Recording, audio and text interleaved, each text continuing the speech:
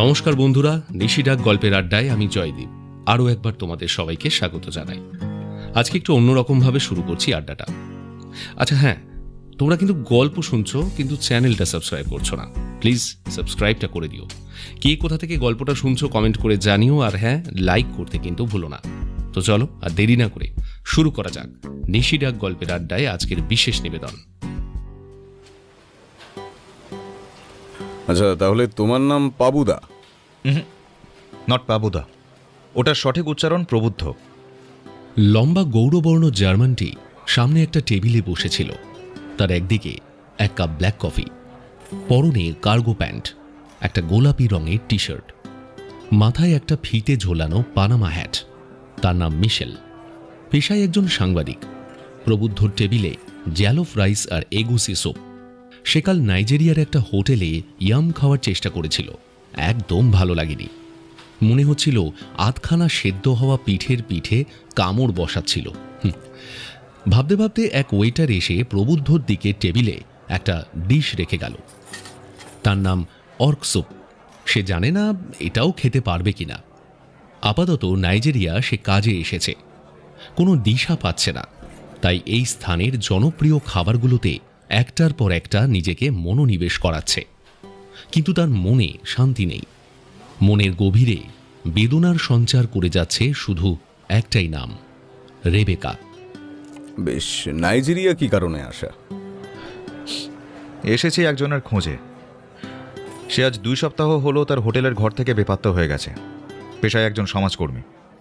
Red cross, world bank, আফ্রিকায় কাজ করা বিভিন্ন এনজিওর সাথেও কাজ করেছে। খুব দুরন্ত মেয়ে। একসময় যে কোথাও বসে থাকবে বা অবসর নিয়ে একটু ড্রিঙ্ক করবে, পার্টি করবে, সেই সময়টুকুও যেন তার নেই।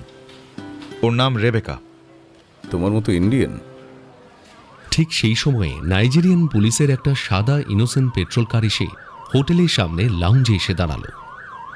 গাড়িগুলো জিপসি জিপের মতো দেখতে, পেছনটা হুড দেওয়া ভ্যানের মতো। শুধু রং সাদা, নীল, হলুদ, সবুজ টানা স্ট্রিপ। সামনে নীল, সাদা, লাল বাতিগুলো জ্বলছিল আর হুটার বেজে যাচ্ছিল অবিরাম গতিতে। দুজন কৃষ্ণাঙ্গ অফিসার সেই গাড়ি থেকে নেমে দৌড়ে ছুটে এলেন ভেতরে। তারপর কাউন্টারের স্থানীয় ছেলেটির থেকে জেনে প্রবুদ্ধদের দিকে এগিয়ে আসতে লাগলেন দ্রুত পায়ে। মিশেল মুলার কে আপনাদের মধ্যে? আপনি? আগে হ্যাঁ, আর একটু হলেই এক ডাকাত দলের হাতে প্রাণটা যাচ্ছিল। ভাগ্যে সেই ইন্ডিয়ান ভদ্রলোক এসে পৌঁছেছিল সেখানে। কোনো মতে প্রাণে রক্ষা পেয়েছি ওর জন্য। বলতে বাধ্য হচ্ছি, যতই আপনারা আপনাদের আয়ারটি নিয়ে গলা ফাটান না কেন, এই আংপা শহরের ভেতরেই এত ডাকাত দলের উপদ্রব উত্তরোত্তর বেড়েই চলেছে। কথাটার যে সারবত্তা নেই সেটা বলাই বাহুল্য। কোথায় আটকে ছিল ওরা আপনাকে? ছিনতাইবাজ? এখান থেকে 500 মিটার উত্তরে একবার আছে।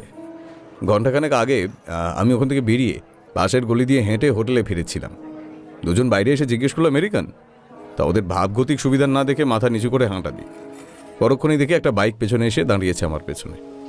একজনের হাতে একটা ছুঁচলো কিছু, আমার পেছনে এসে খোঁচা মারছে। তাকিয়ে দেখি একটা ছুঁচলো গুপ্তি।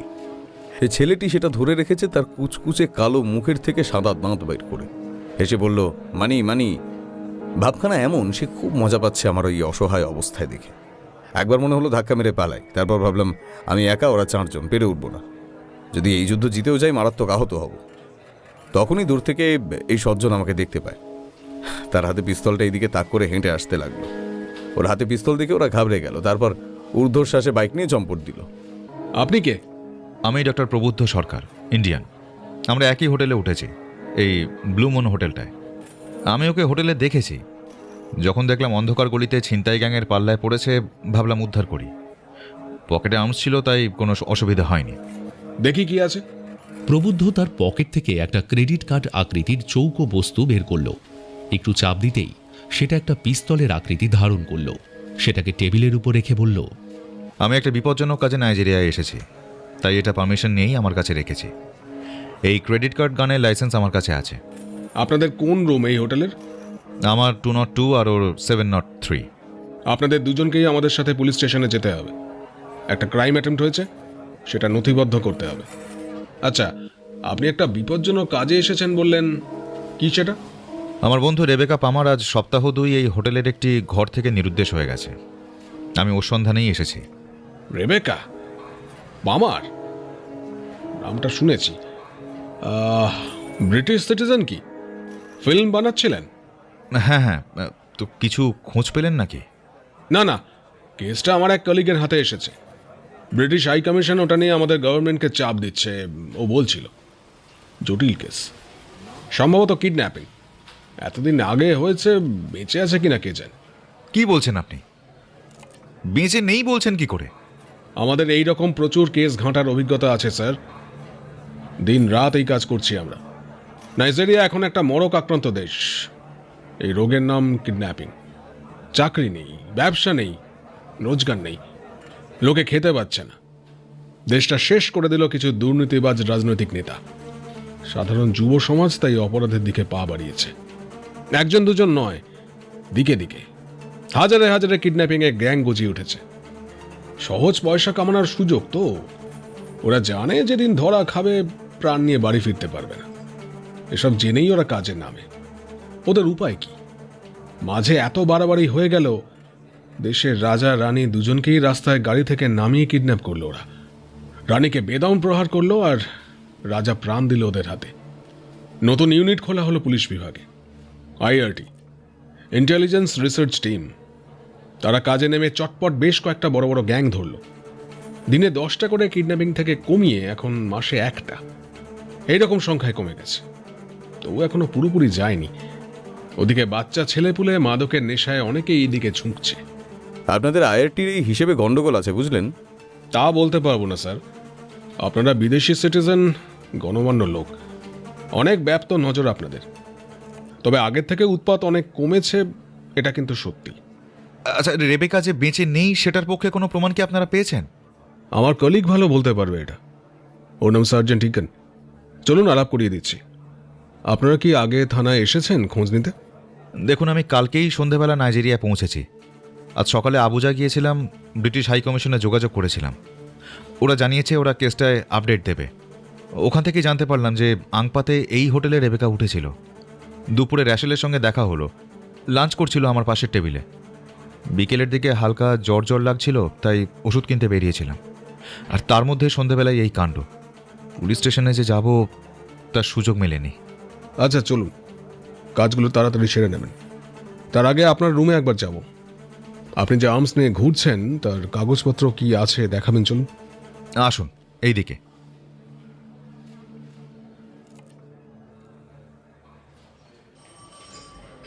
প্রায় ঘণ্টাখানেক পর প্রবুদ্ধ আর মিশেল অ্যাংপা সদর পুলিশ স্টেশনে গিয়ে পৌঁছল। শহরটা ঘিঞ্জি, নোংরা, দুর্গন্ধময়। শহরে যত্রতত্র পড়ে আছে ময়লা আবর্জনার স্তূপ। রাস্তাঘাটে পিলপিল করছে স্থানীয়দের ভিড়। একটা মার্কেট পেরিয়ে এই পুলিশ স্টেশন পৌঁছতে হয়। রাস্তায় বিচিত্র কায়দায় ফ্যাশন দুরস্ত যুবক যুবতীরা নিজেদের মেজাজে কেউ উচ্চস্বরে কথা বলছে, কেউ আবার নিজের সদ্য কেনা মূল্য ট্যাগ লাগানো সানগ্লাস পরে বেড়ালের মতো সন্তর্পণে পশ্চাৎ দেশ উঁচু করে ক্যাটওয়াক করার চেষ্টা করছে। তাকে ঘিরে একঝাঁক উৎসাহী দর্শক। কোথাও অসহায় বয়স্ক রমণী তার কণ্ডমূলের ঝুলি নিয়ে রাস্তার এক কোণে খদ্দেরের অপেক্ষায় হতাশ চোখে আকাশের দিকে চেয়ে আছে। মিশেলের আজকের সন্ধ্যার ছিনতাইয়ের ঘটনাটা খাতায় তুলে নিয়ে দুজনেই চলে এলো পাশের একটা টেবিলে। এই অফিসারের বয়স কম, মেরে কেটে 25-26 হবে। মাথায় ঝাঁকড়া চুল, মুখে স্নিগ্ধ সরল হাসি। এর নামটা প্রবুদ্ধ অবশ্য আগেই শুনেছে, ইকন। মিনিট 10 আলাপের পর তিনি প্রবুদ্ধর প্রশ্নের জবাবে বলে উঠলেন, রেবেকার কেসটা আমি দেখছি ঠিক কথা, কিন্তু কেসটা কোনো ডেভেলপমেন্ট নেই। খোঁজ খবর যা এদিক ওদিক থেকে পাওয়া গেছে ওইটুকুই। সত্যি বলতে কি, তাকে ট্রেস করা মোটেই যাচ্ছে না, একদম উবে গেছে যেন। আশ্চর্য, হোটেল থেকে একজন মহিলা কিভাবে উবে যেতে পারে? হোটেলের কেউ না কেউ তো জড়িত রয়েছে তাহলে। ওই দিনে সিসিটিভি দেখেছেন? সেসব তো দেখা হয়েছে। হোটেলে ওনাকে ঢুকতে দেখা গেছে, কিন্তু বেরিয়ে যেতে আর দেখা যায়নি। ঘরে ঢোকেন সন্ধ্যে 7টা নাগাদ, তারপরে ওই রুমের মধ্যেই ছিলেন, বেরোয়নি সম্ভবত। আচ্ছা, রাতে কি রুমে ডিনার অর্ডার দিয়েছিল, এটা কি জানেন? না, সেই খোঁজটা এখনো নেওয়া হয়নি, নিয়ে নিচ্ছি। এইটা দেখুন তো, আমার অদ্ভুত লাগছে। সন্ধ্যে 7টার মধ্যে কেউ নিশ্চয়ই ডিনার করে ঘরে ঢুকবে না। আর সে যদি রুমে খাবার অর্ডার দেয় তো ভালো কথা, নইলে খাবার খেতে কি বেরোবে না? আচ্ছা, উনি ডিনার অন্য দিন কোন সময় খেতেন? আপনার পয়েন্টটা আমি ধরতে পেরেছি মিস্টার সরকার, কিন্তু ফিল্ম স্টাররা সানসেটের আগেই অনেকে রাতের খাবার খেয়ে নেয়, সেটা জানেন তো? সেরকম যদি হয়, কিন্তু রেবেকা, আমি যতদূর জানি জাঙ্ক ফুডই ছিল। রাস্তার খাবার কোথায় পোড়া আধসেদ্ধ, কোন লোকাল ডেলিকেসি হচ্ছে সেসব নিয়ে খোঁজ খবর করে রীতিমতো পেট পুড়ে খাওয়া ছিল ওর নেশা। এত রুটিন মেনে চলা তো ওর পক্ষে সম্ভব নয়। রেবেকা আপনার কি হয়? ফ্রেন্ড না গার্লফ্রেন্ড, কোনটা? আমরা একই ইউনিভার্সিটিতে পিএইচডি করছি। আমার সাবজেক্ট ছিল অ্যানথ্রোপোলজি আর ওর সাইকোলজি। তখন থেকেই আলাপ। আমার খুব কাছের বন্ধু ছিল। প্রেম টেম ছিল নাকি?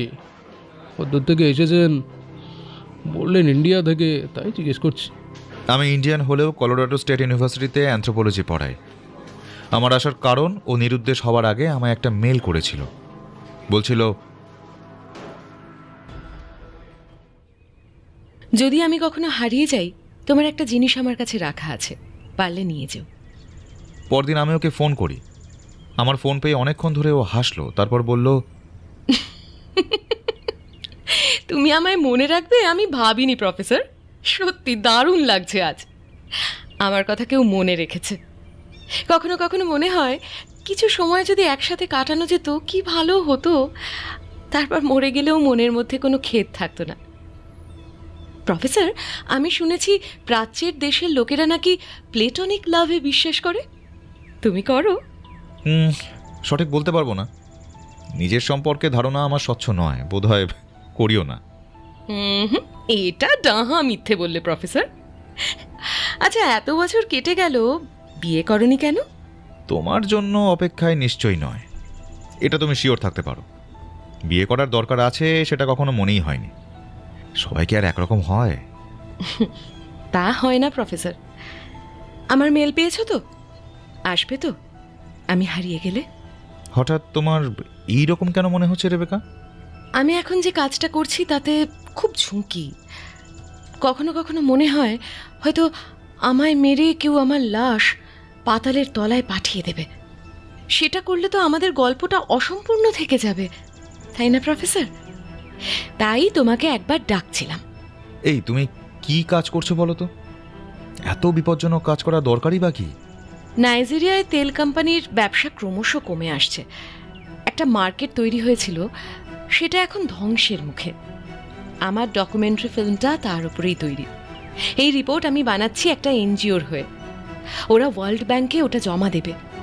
পরিস্থিতি কিভাবে ফেরানো যায় এসব নিয়ে একটা অ্যাকশন প্ল্যান ঠিক হবে। তুমি সাইকোলজি নিয়ে পড়ছিলে না? এইসবের মধ্যে আবার কবে ঢুকলে? Film making, documentary. সে কত বছর আগের কথা।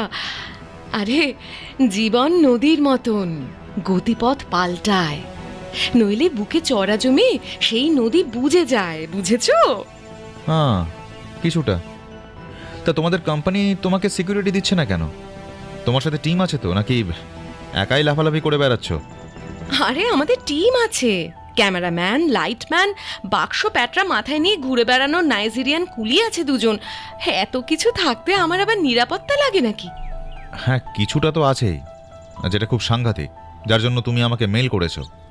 বাই দ্য ওয়ে, কারোর কাছ থেকে থ্রেট পেয়েছো নাকি? এখনো না, তবে আমার কেন যেন মনে হচ্ছে কিছু একটা ঘটতে চলেছে। তুমি আসবে নাকি প্রফেসর? এখন তো নড়তে পারবো না, মিড সেমিস্টার চলছে। ইউএস এসো তুমি তোমার কাজ ছেড়ে নিয়ে। তোমাকে নিয়ে ড্রাইভ করে নেভাডা যাব, রেইনবো মাউন্টেন্স দেখব। বিলিভ মি, দু চোখ জুড়িয়ে যাবে তোমার। দেখি, কাজটা শেষ করি। কত বছর তোমার সাথে দেখা হয়নি, কত বছর। আচ্ছা, আমি ওখানে গেলে তোমার গার্লফ্রেন্ড আমার সাথে ঝগড়া শুরু করে দেবে না তো? আরে, আমার কোনো গার্লফ্রেন্ড নেই রেবেকা। আমি ইউনিভার্সিটির বাইরেও কাজ ছাড়া বিশেষ বেরোই না। তুমি তো আমাকে চেনো। হ্যাঁ, সে তো বটেই। ওই জন্যই তো তোমার হিললে হলো না। মেয়েদের সম্পর্কে তোমার আসলে কোনো ধারণাই নেই। তাহলে আসবে না? মনে হয় না যাওয়া সম্ভব হবে রেবেকা। তো মোটামুটি এটাই ছিল আমাদের কথা। আমি আসতে পারছিলাম না শুনে সে বেশ হতাশই হয়েছিল। তার গলার স্বরের মধ্যে সেই বেদনাটা ফুটে উঠেছিল। আমি বুঝতে পারছিলাম তার সাথে আমার ভাগ্যের পরিহাসেই বিয়েটা হয়নি ঠিকই, কিন্তু আমি বুঝতে পারি আমার ওপর তার যেন একটা দাবি রয়েছে। সে যেন একটা বিনি সুতোর মিহি কাজ, সরু, অদৃশ্য, অথচ কি মজবুত। আমি যে ওর অন্তর্ধানের খবর পেয়ে এক রাতের মধ্যে সিদ্ধান্ত নিয়ে চলে আসতে পারবো সেটা কি নিজেই ভাবতে পেরেছিলাম? অথচ দেখুন, আজ আমি এখানে। আপনাকে খবরটা কে দিল? ওর ক্যামেরাম্যান স্যামুয়েল বাটলার নামের লোকটা। রেবেকা নাকি আমার ফোন নম্বর তাকে দিয়ে গিয়েছিল। তাদের ডকুমেন্টারি হয়ে গেছে, টিম ডিসব্যান্ড করে দেওয়া হয়েছে, রেবেকা হোটেলেও ফিরে গেছে। পরদিন ফ্লাইটে তার ল্যাগোস যাওয়ার কথা। তার ক্যামেরাম্যান একটা ছোট্ট হোটেলে উঠে খেয়াল করে যে ম্যাডামের একটা রাইটিং প্যাড তার ব্যাগে রয়ে গেছে। সেই প্যাডে সে কিছু নোটস নিচ্ছিল, রেবেকা ডিকটেশন দিচ্ছিল। কাজ শেষে মনের ভুলে সে নিজের ব্যাগে ভুল করে রেখে দিয়েছে সেই খাতাটা। সেই লোকই ম্যাডামকে ফোন করে, তো ফোন তুলছে না দেখে হোটেলে ফোন করে। তারপর জানতে পারে ম্যাডামকে পাওয়া যাচ্ছে না। তার কাছে আমার নাম্বার ছিল, তাই সে আমাকেই ফোন করে। বুঝলাম, ঠিক আছে, আপনারা হোটেলে ফেরত যান, নিজেদের নাম্বার দিয়ে যান। হ্যাঁ, আমি কিছু খবর পেলে জানাচ্ছি। প্রবুদ্ধ ও মিশেল দুজনে তারপর হোটেলের উদ্দেশ্যে বেরিয়ে পড়ল।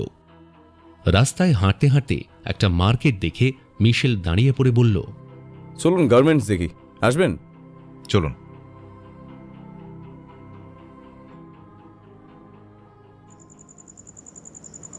নাইজেরিয়ার এক অখ্যাত শহরের এই প্রান্তে বেশিরভাগ টিনের চাল অথবা অ্যাসবেস্টস দেওয়া ঘর। একটা বিস্তীর্ণ অঞ্চলে ছড়িয়ে ছিটিয়ে থাকা কিছু নিম্ন মধ্যবিত্ত বাড়ি, চারপাশে আগাছা। মাঝে রাত্রের ঘুটঘুটে অন্ধকার ঠেলে গিয়ে যাচ্ছে একজন লোক। তার হাতে একটা মোবাইল ফোন, অন্য হাতে একটা প্লাস্টিকের প্যাকেট। লোকটা অলস ভঙ্গিতে হেঁটে যাচ্ছে একটা টিনের চাল দেওয়া দোতলা বাড়ির দিকে। সেই বাড়ির লাল আর সবুজ রঙের টিনের দেওয়াল ঢাকা পড়েছে রাতের অন্ধকারে। লোকটা সেই বাড়ির দরজায় গিয়ে আলতো করে টোকা দিল। একটু পরে দরজা খুলে যেতেই ভেতরের সস্তা বাল্বের হলুদ আলো এসে পড়ল তার মুখের উপর। কি ব্যাপার, কি এত সময় লাগে দরজা খুলতে?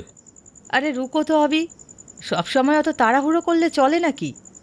কি একটা আপদ আমার ঘাড়ে এনে তুলেছ, বাড়ির কোনো কাজই সময় করতে পারছি না। কেন, কি বলেছে ও? কি আর বলবে, সাদা চামড়ার ইউরোপিয়ান দেখলে তো তোমরা গলেই যাও, আর আমাদের দিকে তো তাকাওই না। কেন, আমরা কি খারাপ দেখতে নাকি গো? না বানের জলে ভেসে এসেছি? স্থানীয় নাইজেরিয়ান এই মহিলার নাম ফোলাদে। একবারে মদ সার্ভ করে সে। এই, এসব বন্ধ করো, এখন বিজনেস টাইম, বিজনেস। কোথায় ও? ফিরতে দেরি করলে ক্যাপ্টেন আমায় গাল দেবে। হ্যাঁ, কথা বলেই আমি চলে যাব। চলো চলো চলো। এই, আজকেও ফিশিং করতে যাবি নাকি তোরা? কত টাকা কামাই করবি রে? নাইজেরিয়াতে কিডন্যাপিং কাজের সাংকেতিক নাম ফিশিং করা। এই বুড়ি, থাম, মেয়েটাকে নিয়ে আয়। ক্যাপ্টেন আমাকে একটা কাজ দিয়ে পাঠিয়েছে, কাজটা শেষ করেই আমায় ফিরতে হবে। বিরক্তিতে ঝটকা মেরে সরে গেল ফোলাদে। তারপর বাইরে থেকে তালা মারা একটা ঘরের তালা খুলে ভেতরে উকি মেরে বলল, কি মহারানী, তোমার কি পরিবারে কেউ নেই নাকি গো? হ্যাঁ, আরে বেঘরে এবার প্রাণটা দেবে দেখছি। ওদের দেওয়া টাইম তো পার হয়ে গেছে গো। অন্য কারোর নাম ঠিকানা জানা থাকলে এদের বলে দাও। নাও, এবার এদিকে এসো তো, ওরা কথা বলতে এসেছে। ফোলাদে যাকে উদ্দেশ্য করে কথাটা বলল সে একটা বিছানার উপর পা ঝুলিয়ে বসেছিল, দরজার দিকে পিছন ফিরে। সামনের একটা তার জালি দেওয়া জানলা, সেটা পেরিয়ে একটু আগেই দিনের অবসান হয়ে রাত্রি নেমে এসেছে। একটা দমকা বাতাস সেই জানলার মধ্যে ঢুকে পড়ে মাঝে মাঝে উড়িয়ে দিচ্ছে তার সোনালি চুল। এখানে প্রথম কয়েকদিন যা দম বন্ধ করা অবস্থা ছিল, আজ সেটা থেকে তার কিছুটা মুক্তি, কারণ আজ তার সময়সীমার শেষ দিন। হাত পা বাঁধা অবস্থায় অন্ধকার কুঠুরিতে সে আজ আর নেই।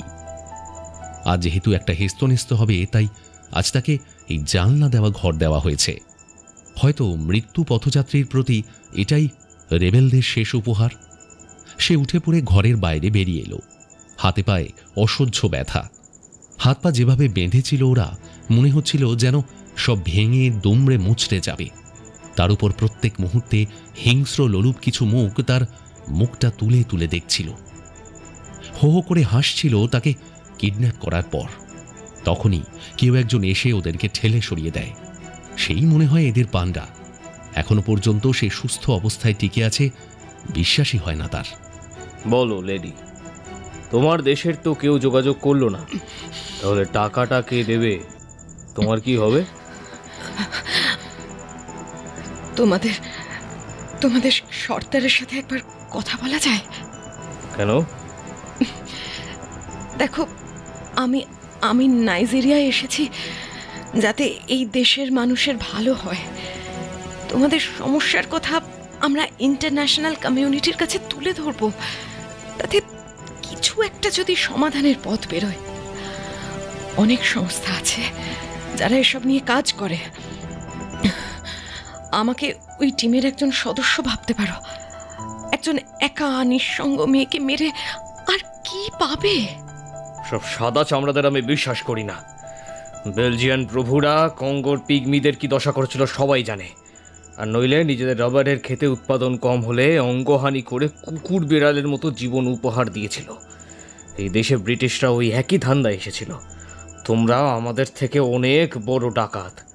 তফাৎ হলো আমরা করি খিদের জ্বালায়, আর তোমরা করো নিজেদের ঐশ্বর্য আরো ফুলিয়ে ফাঁপিয়ে তোলার জন্য। আমি তোমাদের ঘৃণা করি বিদেশিনী। হ্যাঁ, তোমাদের অভিযোগ সম্পূর্ণ অসঙ্গত নয়, মানছি আমি। কিন্তু হাতের 5টা আঙুল কি সমান হয়? সব ইউরোপিয়ান সেই রকম খারাপ হয় না। অল্প কিছু লোক আছে, যেমন তোমাদের দেশেও কিছু লোক আছে যারা হিউম্যান কমিউনিটিকে কিছু দিতে চায়। আজ তুমি আমাকে খুন করে দিতেই পারো, কিন্তু ভেবে দেখো, নাইজেরিয়ার সমস্যাগুলো বাইরের বিশ্বের কাছে তুলে ধরলে তো কিছুটা এর থেকে রেহাই পাওয়া যাবে। তোমার নিজের দেশের প্রতি আস্থা নেই, আমি জানি। আমাদেরও সুযোগ দেবে না? তাহলে কে করবে এই কাজ? ওসব ছাড়ো, এত সহজে আমাদের বোকা বানানো যাবে না। ইউরোপিয়ান মানেই বড় বিজনেস, অনেক টাকা, 10 বিলিয়ন নাইরো মিনিমাম। এবার বলো, তোমার ফ্যামিলি তো কোনো সারা শব্দ দিচ্ছে না। আমি এসেছি তোমাকে চুলের মুঠি ধরে টেনে এই বাড়ির ছাদে নিয়ে গিয়ে কুচ করে তোমার মুন্ডুটা থামিয়ে দেবো। ওপরে একটা জলের কল আছে জানো তো, রক্ত ধুতে সুবিধা হবে। নইলে ঘরের ভেতরটা নোংরা হয়ে যাবে না। তো তোমার কি অন্য বন্ধু টন্ধু আছে টাকা চাইতে পারো যার কাছে? ভেবে বলো। আছে একজন, সে একজন ভারতীয় প্রফেসর, কিন্তু কিন্তু তার কাছে আমি টাকা চাইতে পারবো না, মরে গেলেও না। এই, আমি কি তোমার সঙ্গে মস্করা করছি? হ্যাঁ, আমার কথা তোমার কানে ঢুকছে না? আমার একটাই কথা, প্রিয় বন্ধু, তোমার ক্যাপ্টেনকে একবার ডাকো না। আমাকে আমাকে একটু ওর সাথে সরাসরি কথা বলতে দাও। কথাটা শুনে ভোলাদের আগে যেন অগ্নিশর্মা হয়ে উঠল। বিদেশিনের চুলের মুঠি বাম হাত দিয়ে আঁকড়ে ধরে টানতে লাগলো সিঁড়ির দিকে। ফলা দে, ছাদের কলটা খুলে দে, নইলে মেঝেতে রক্ত উঠতে চাইবে না। সিঁড়ি বেয়ে টানতে টানতে বিদেশিনীকে নিয়ে গেল দোতলার এক খোলা ছাদে। এই অংশটায় মেঝে পাকা করা, এই বাড়ি স্নানের জায়গা হিসেবে ব্যবহার হয়। ফোলাদে একসময় বিদেশিনীর কাছে গিয়ে তার কানের কাছে হাত বাড়িয়ে দিল। তারপরেই 2 কান যন্ত্রণায় কামড়ে ধরল, যেন ঠাহর হলো বিদেশিনীর।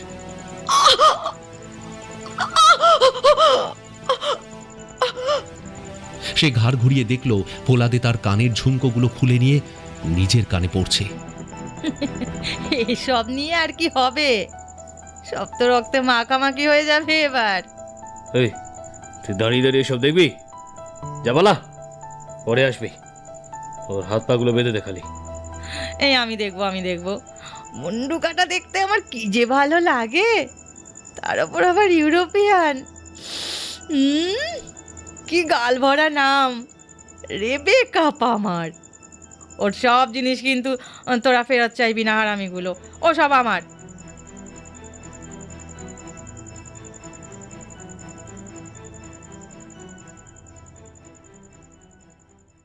প্রথম খটকা হলো রেবেকা হোটেলের রুম থেকে কোথায় অদৃশ্য হয়ে গেল। রুমে রাতের খাবারের অর্ডারও দেয়নি।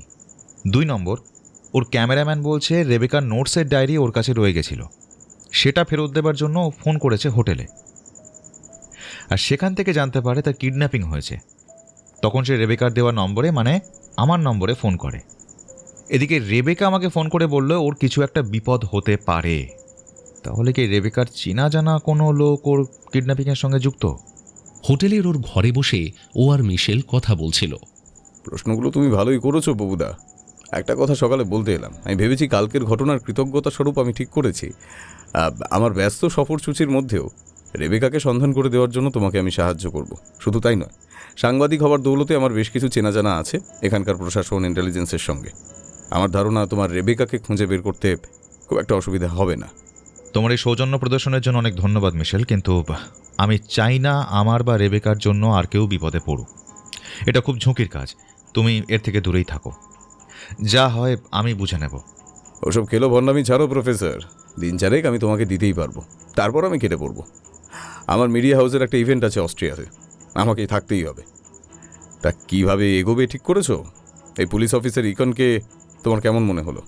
দেখো, ক্রাইম তো কিছুটা কমেছে এই আইআরটি তৎপরতায়, এতে সন্দেহ নেই। ওরা ওদের কাজ করুক, আমরা আমাদের মতো এগোই। আপাতত ঠিক করেছি হোটেলের সিসিটিভি ফুটেজ দেখব আর বয়দের জিজ্ঞাসাবাদ করব। তারপর ক্যামেরাম্যান বা ওর টিমের বাকিদের সঙ্গে কথা বলবো। কোনো চেনা জানা লোকের কাজ কিনা কে জানে। বেশ, তাহলে কখন বেরোবে? রেডি হয়ে নিতে হবে তো। তবে রাত্রি 8টার পরে আমাকে একটু ছেড়ে দিতে হবে কিন্তু, হ্যাঁ, মানে তারপর আমার পান করার সময় শুরু হয়ে যায়, বুঝলে কি না? ঠিক আছে, তুমি আধ ঘন্টার মধ্যে রেডি হয়ে নাও। একটা ট্যাক্সি ভাড়া করে তারা চলল এনেবলি রোডে। হোটেল ডিভাইন সুইটে এসে উঠেছিল রেবেকা। হোটেলের রিসেপশনে খোঁজ নেওয়ার পর কাউন্টারের ছেলেটি একটা খাতা দেখে বলল, রেবেকা পামার এখানে উঠেছিল সপ্তাহ 2 আগে। ওর সাথে ছিল ওর সিনিয়র এডিটর ও পার্টনার রিচার্ড ব্রাউন। দুটো ঘর পাশাপাশি নিয়েছিল ওরা। এই মিস্টার কোথায় গেল? রেবেকা কিডন্যাপ হওয়ার পর কি ও নাইজেরিয়ায় আছে নাকি বাইরে বেরিয়ে গেছে? সেটা তো বলতে পারবো না স্যার, উনি পরদিনই চেক আউট করেন। বোধহয় গাড়ি বুকিং করেছেন এয়ারপোর্ট পর্যন্ত। 1 মিনিট, আমি দেখে বলছি, দাঁড়ান। হ্যাঁ হ্যাঁ হ্যাঁ, এয়ারপোর্টের দিকে গাড়ি বুকিং করিয়েছিল। ওর মোবাইল নাম্বার আছে? থাকলে একটু দেবেন তো। আপনারা কে স্যার? আসলে এসব কনফিডেন্সিয়াল খবর তো।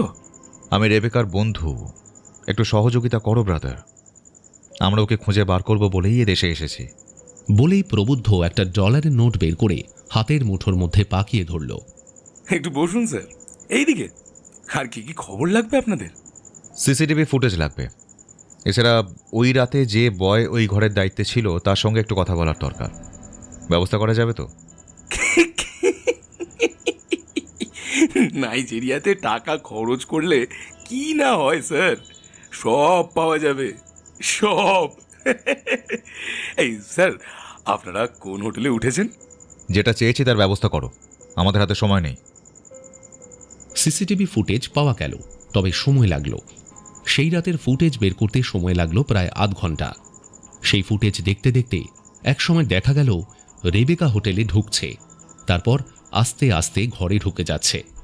কিছুক্ষণ পর একটা হিজাব পরা মহিলা বেরিয়ে গেল হোটেল থেকে, তার পেছনে একটা বছর 25-এর ছেলে। প্রবুদ্ধ তখনই বলে উঠল, ওয়েট ওয়েট ওয়েট, দাঁড় করাও দাঁড় করাও। এই দেখো, পিছিয়ে যাও, আর একটু পিছিয়ে যাও। হ্যাঁ মিশেল, একটু ভালো করে দেখো তো, আর পায়ের বুটটা খেয়াল করো। আর হিজাব পরা মহিলা আর রেবেকার পায়ের বুটটা খেয়াল করো।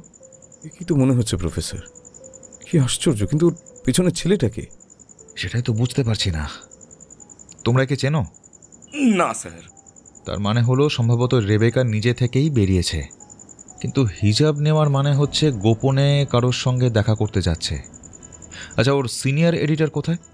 সিনিয়র এডিটর তো 7:30 হোটেলে ঘরে ঢুকে যায় রেবেকার সঙ্গে সঙ্গে, তারপর রুমে খাবার অর্ডার দেয় হোটেলের রিপোর্ট অনুযায়ী। সে তাহলে নিশ্চয়ই সেই রাতে আর বাইরে বেরোয়নি। রাতে ওর পার্টনার খেলো কি না ও সেটার খোঁজ নেবে না? এটা জানতে হবে মিশেল।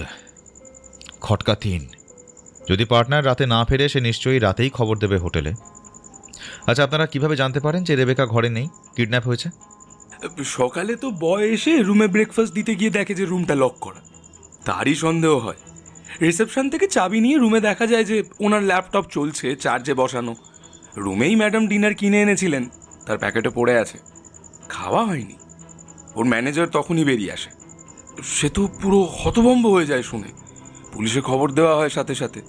পুলিশ এসে বলে যে সম্ভবত কিডন্যাপ করে নেওয়া হয়েছে ম্যাডামকে, কিন্তু হোটেলের থেকে কিভাবে সেটাই বোঝা যাচ্ছে না।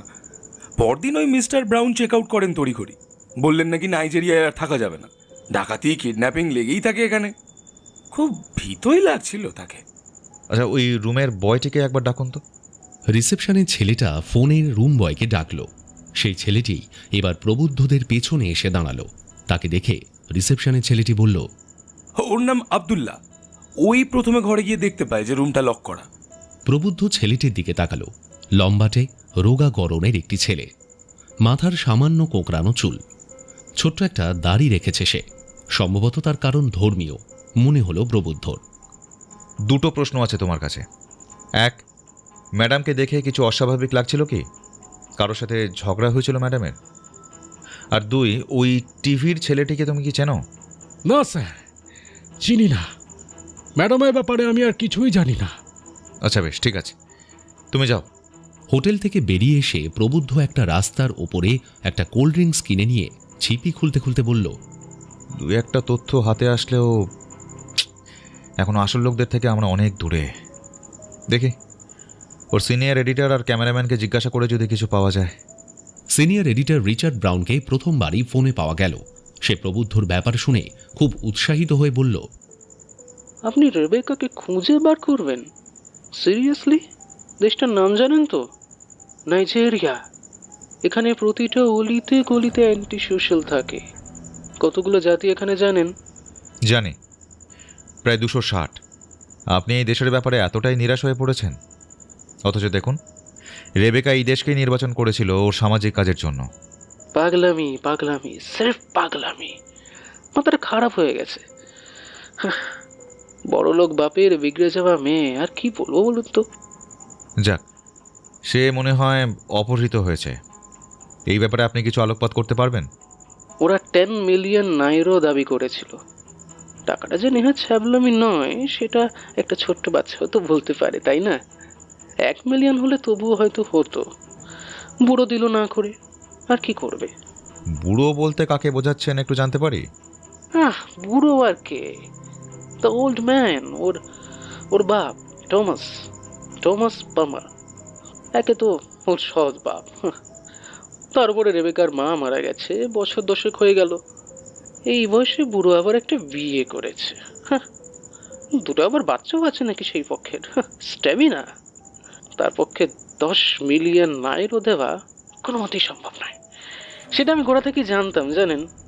ও, তা আপনি কি এখন নাইজেরিয়ার বাইরে? পাগল, ওই ডাকাতদের দেশে কে থাকবে? আমি এখন প্যারিসে একটা প্রজেক্ট পেয়ে গেছি সৌভাগ্যবশত, সেটা নিয়ে কাজ করছি। বেশ, আমার শেষ প্রশ্ন। শুনেছি রেবেকা তার ডকুমেন্টারি শুটিং কমপ্লিট করে দেশে ফিরছিল পরের দিন। সেই ফুটেজ কি আপনার কাছে আছে? না, ফুটেজ আমার কাছে থাকবে কেন?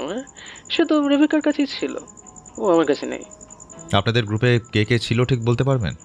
আমি, একজন ক্যামেরাম্যান, রেবেকা আর 2জন নাইজেরিয়ান কুলি। কুলিদের নাম ঠিকানা আপনার কাছে আছে? দেখতে হবে, আই থিঙ্ক আছে, একবার দেখতে হবে। তাহলে আমাকে একটু পাঠিয়ে দেবেন প্লিজ। ফোনটা রেখে ওরা ফিরতি পথে একটা ট্যাক্সি ধরল। প্রবুদ্ধ সিটে বসে জানলা দিয়ে বাইরে তাকিয়ে কিছু একটা ভাবতে লাগলো। মিশেল তাকে দেখে ঘাড় ঝাঁকিয়ে বলল, আবার কি ভাবতে বসলে প্রফেসর? অতীতের কোনো মধুর সময় যা তুমি রেবেকার সঙ্গে কাটিয়েছ, আমাকে শোনাবে না সেই গল্প? আজ না, আর একদিন। আমি ভাবছিলাম রেবেকার শ্যুট করা ডকুমেন্টারির ভিডিওটা কার কাছে গেল। সেটা কি ক্যামেরাম্যানের কাছে আছে? ওটার তো প্রচুর দাম হবে। যদি সঠিকভাবে আর সঠিক লোকের কাছে ওটা মার্কেটিং করা যায় তাহলে তো। এখানে খেয়াল করো মিশেল ব্রাদার, যে কাজ শেষ করার পর কিডন্যাপিংটা হলো তাও সম্ভবত পরিচিত কেউ রেবেকাকে ডেকে নিয়ে গেল। সে কে? ভিডিও ফুটেজ হাতানোর উদ্দেশ্যে নিজেদের চেনা কেউ নয় তো? এরপর কি ক্যামেরাম্যানকে যোগাযোগ করবে? ওর ফোন নাম্বার আমার কাছে আছে। হোটেলে ফিরে ঠান্ডা মাথায় প্রশ্নগুলো লিখে তারপর যোগাযোগ করব। রেবেকার ফিল্ম টিমের ক্যামেরাম্যানের নাম স্যামুয়েল বাটলার। এই লোকটাই রেবেকা নিরুদ্দেশের খবর প্রবুদ্ধকে দিয়েছিল। লোকটার গলা শুনে মনে হয় একজন রোগা পাতলা বৃদ্ধ, যদিও ফেসবুক দেখে এক বিগত যৌবন লোক বলে মনে হলো না প্রবুদ্ধর। লোকটা আইরিশ, মাথার চুল একদম ছোট, কিতা দুরস্ত, একটা কানে রূপলি রঙের একটা দুল, একটা কালো লেদার জ্যাকেট পরে আর ট্রিম কলা ছুঁচলো ক্রাউন নিয়ে ফেসবুক প্রোফাইলে বেশ স্মার্ট লাগছে ওকে। এত মন দিয়ে কি দেখছো প্রফেসর? লোকটা ফ্যাশন দুরস্ত, ভালোই খরচা করে পোশাকের ওপর, বিলাসী লাইফস্টাইল। এই কেতা বজায় রাখতে তো হাতে বেশ পয়সা দরকার। বুঝেছি। তোমার কি মনে হচ্ছে ওই ডকুমেন্টারিটাই মোটিভ? সেটা একটা সম্ভাবনা হতেই পারে মুলার। নিজের রাইটিং প্যাডটা টেনে নিয়ে তাকে লেখা প্রশ্নগুলো দেখে নিয়ে ক্যামেরাম্যান স্যামুয়েল বাটলারকে ফোন করল প্রবুদ্ধ। সে ফোন তুলতেই সামান্য সৌজন্য আলাপ সেরে নিয়ে বলল, আচ্ছা, রেবেকা একটা ডকুমেন্টারি বানিয়েছিল, শুনেছিলাম ওটার কাজ শেষ হয়ে গেছে। তো সেই ভিডিও ফাইলটা তোমার কাছে আছে? আমার কাছে না। তোমার ধারণা আছে কার কাছে সেটা পাওয়া যাবে? এডিটিংয়ের জন্য রেবেকা নিজের কাছে রেখে থাকবে, অথবা সিনিয়র এডিটর রিচার্ডের কাছে নিশ্চয়ই থাকবে। কিন্তু সে তো তার কাছে ফাইলটা আছে বলে অস্বীকার করছে। না, মিথ্যে কথা বলছে স্যার। আমি সামান্য ক্যামেরাম্যান, ভিডিও মাস্টারিং এফেক্টস দেওয়া তো এডিটরের কাজ। সেই জন্যই তো পরদিনও তড়িঘড়ি করে নাইজেরিয়া ছেড়ে পালালো। তুমি এখন কোথায়? কাজের সন্ধানে ঘুরছি স্যার। আপাতত বিবিসির আফ্রিকা আইয়ের একজন রিপোর্টারের সঙ্গে কঙ্গো রিপাবলিকে এসেছি। আচ্ছা ঠিক আছে, তোমার ফোনটা কাছাকাছি রেখো, দরকারের জন্য যোগাযোগ করতে পারি। ম্যাডামের খবর কিছু পেলেন স্যার? আপাতত না। আমার ধারণা পরিচিত কারোর সঙ্গে বেরিয়েছিল সেদিন। কিডন্যাপিংটা তারপরেই হয়েছে। রিচার্ড সব জানে স্যার। পুলিশকে টাকা খাইয়েও পালিয়ে গিয়েছে। এখানকার পুলিশ খুব করাপ্ট। ওকে একটু ইন্টারপোল দিয়ে যদি নাগাল পেতেন, আপনার কাজ অনেক সহজ হয়ে যেত মনে হয়। Thanks for your suggestion. দরকার পড়লে আবার ফোন করব। ওকে। ফোনটা রেখে প্রবুদ্ধ পুরো কথাবার্তা শোনালো মিশেলকে। সে তার মাথা নেড়ে বলল, হ্যাঁ, রিচার্ড বদমাইশি করে ভিডিও হাতানোর জন্য ওকে স্থানীয় ক্যাং লাগিয়ে কিডন্যাপ করে দিয়েছে বলছো। আচ্ছা, ওর সঙ্গে রেবেকার কি কিছু ছিল, মানে রোম্যান্টিক কিছু? সেটা সত্যি বলতে কি আমার জানা নেই, হলেও সিরিয়াস কিছু নয় বলেই আমার ধারণা। আচ্ছা, এই রেবেকার বিয়েটি হয়নি? তোমার সঙ্গে ছাড়াছাড়ি হয়েছে তো প্রায় বছর 15 বললে। বিয়ে হয়েছিল একটা, বছর 2 পরে ডিভোর্স হয়ে যায়। রেবেকা কাজ ছাড়বে না, দূর দেশে দেশে ঘুরে বেড়াবে। আর ওদিকে ওর হাজব্যান্ড কারোর সঙ্গে, বুঝতেই তো পারছো। তাই শেষমেশ ওদের বিয়েটা টিকলো না। আমাকে কিন্তু রেবেকা ডেকেছিল ওর বিয়েতে। তাই নাকি? তুমি গেলে ওখানে জ্বলে পুড়ে খাক হয়ে যেতে। হ্যাঁ, গেছিলাম। আমি সম্ভবত একমাত্র ইন্ডিয়ান ছিলাম ও রিসেপশন পার্টির লিস্টে। সত্যি বলতে কি, ওয়েডিং গাউনে রেবেকাকে দেখে মনে হচ্ছিল একদম সিন্ড্রেলার মতো কোনো রূপকথার নারী। ওর গাউন, হ্যাট, তার রেশমের তন্তু উড়ে উড়ে কোনো এক মায়াবী মুগ্ধতা ছড়িয়ে দিচ্ছিল বসন্তের সেই সকালের রোদের মধ্যে। অত ব্যস্ততার মধ্যে আমাকে বারবার এসে জিজ্ঞেস করছিল, তুমি চুপচাপ কেন প্রফেসর? ড্রিঙ্ক নিয়েছো? সিজলার নাও। টিউনা মাছের ডেলিকেসিটা চেখে দেখেছো? আরে তুমি ব্যস্ত হও না। আরে আজ তো তোমার বিয়ে, তোমার বর কি ভাববে? এতবার করে আমার কাছে আসছো কেন? আমি ঠিক আছি। ও কি বলবে? আমার সামনে কথা বলার হিম্মত কারো নেই। বিয়ে করছি বলে মাথা কিনে নিয়েছে নাকি ও? ও চলে গেল। একটু পরেই দেখি হাতে দুটো ড্রিঙ্ক নিয়ে আবার আসছে। একটা ড্রিঙ্ক আমার দিকে এগিয়ে দিয়ে বলল, কি প্রফেসর, আমার বিয়ে হয়ে যাচ্ছে, তোমার আফসোস হচ্ছে না?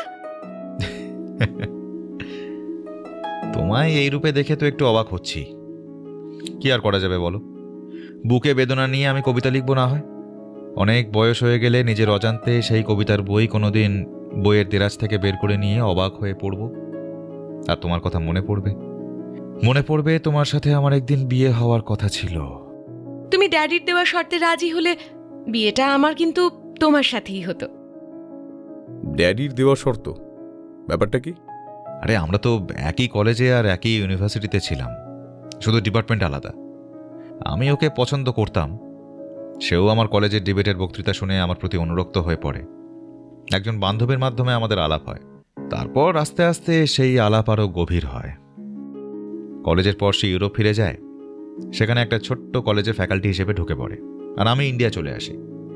এখানে একটি বিশ্ববিদ্যালয়ে পড়ানোর সুযোগ পাই। ওর বাড়িতে যাই ওর পীড়াপিড়িতে, ওর বাবার কাছে পানি প্রার্থী হয়ে।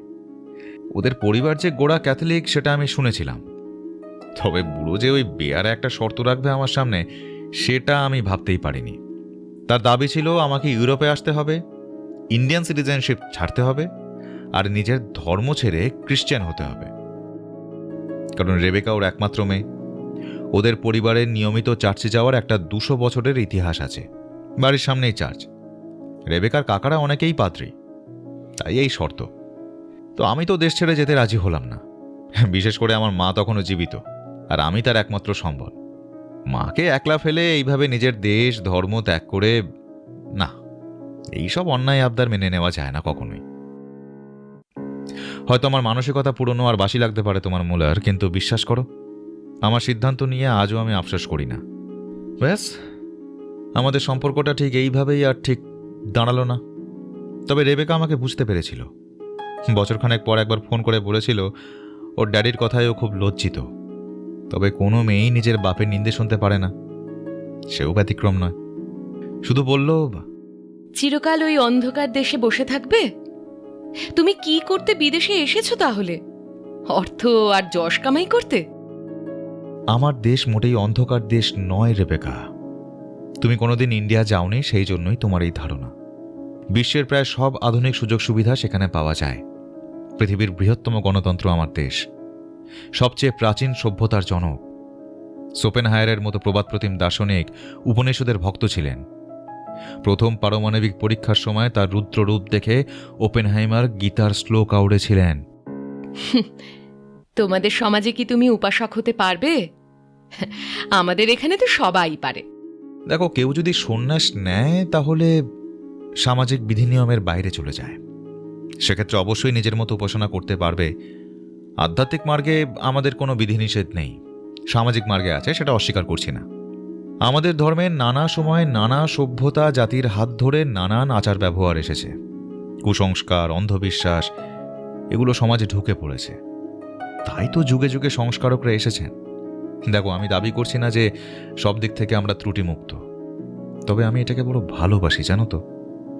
সব দোষ গুণ সবকিছু নিয়ে এই দেশই আমাকে অতলান্তিক মমত্বের নিবিড় স্নেহচ্ছায় একদম আবিষ্ট করে রেখেছে।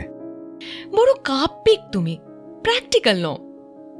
অবশ্য সবাই একরকম হবে কেমন কথা। যাই হোক, আমাদের বন্ধুত্বটা থাকছে তো? থাকবে না কেন? তুমি মাঝে মাঝে আমায় ফোন করবে, কোনো বিপদ হলে ডাকবে। আমি অবশ্যই তোমার পাশে গিয়ে দাঁড়াবো একজন বন্ধুর মতো। বুঝেছি। তুমি আসলে রেবেকাকে খুব ভালোবাসো প্রফেসর। আচ্ছা, কাল আমার এখানে একজন লোক আসছে, সে আমাদের এই ব্যাপারে সাহায্য করতে পারে। সাহায্য? কিরকম?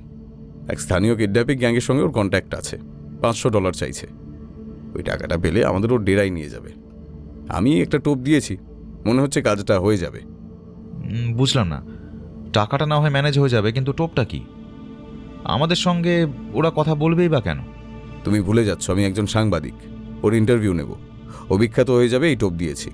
এই দুনিয়ায় কে না খ্যাতি চায়, আর তুমি হবে সেই ট্রিপে আমার ক্যামেরাম্যান, বুঝলে? ওয়াও, দারুণ ব্যাপার। কিন্তু আমরা কোন দিকে যাব? এখনো বুঝতে পারছি না বাবুরা।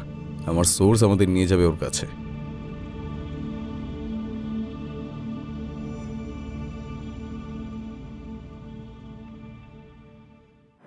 কেমন লাগছে বন্ধুরা গল্পটা?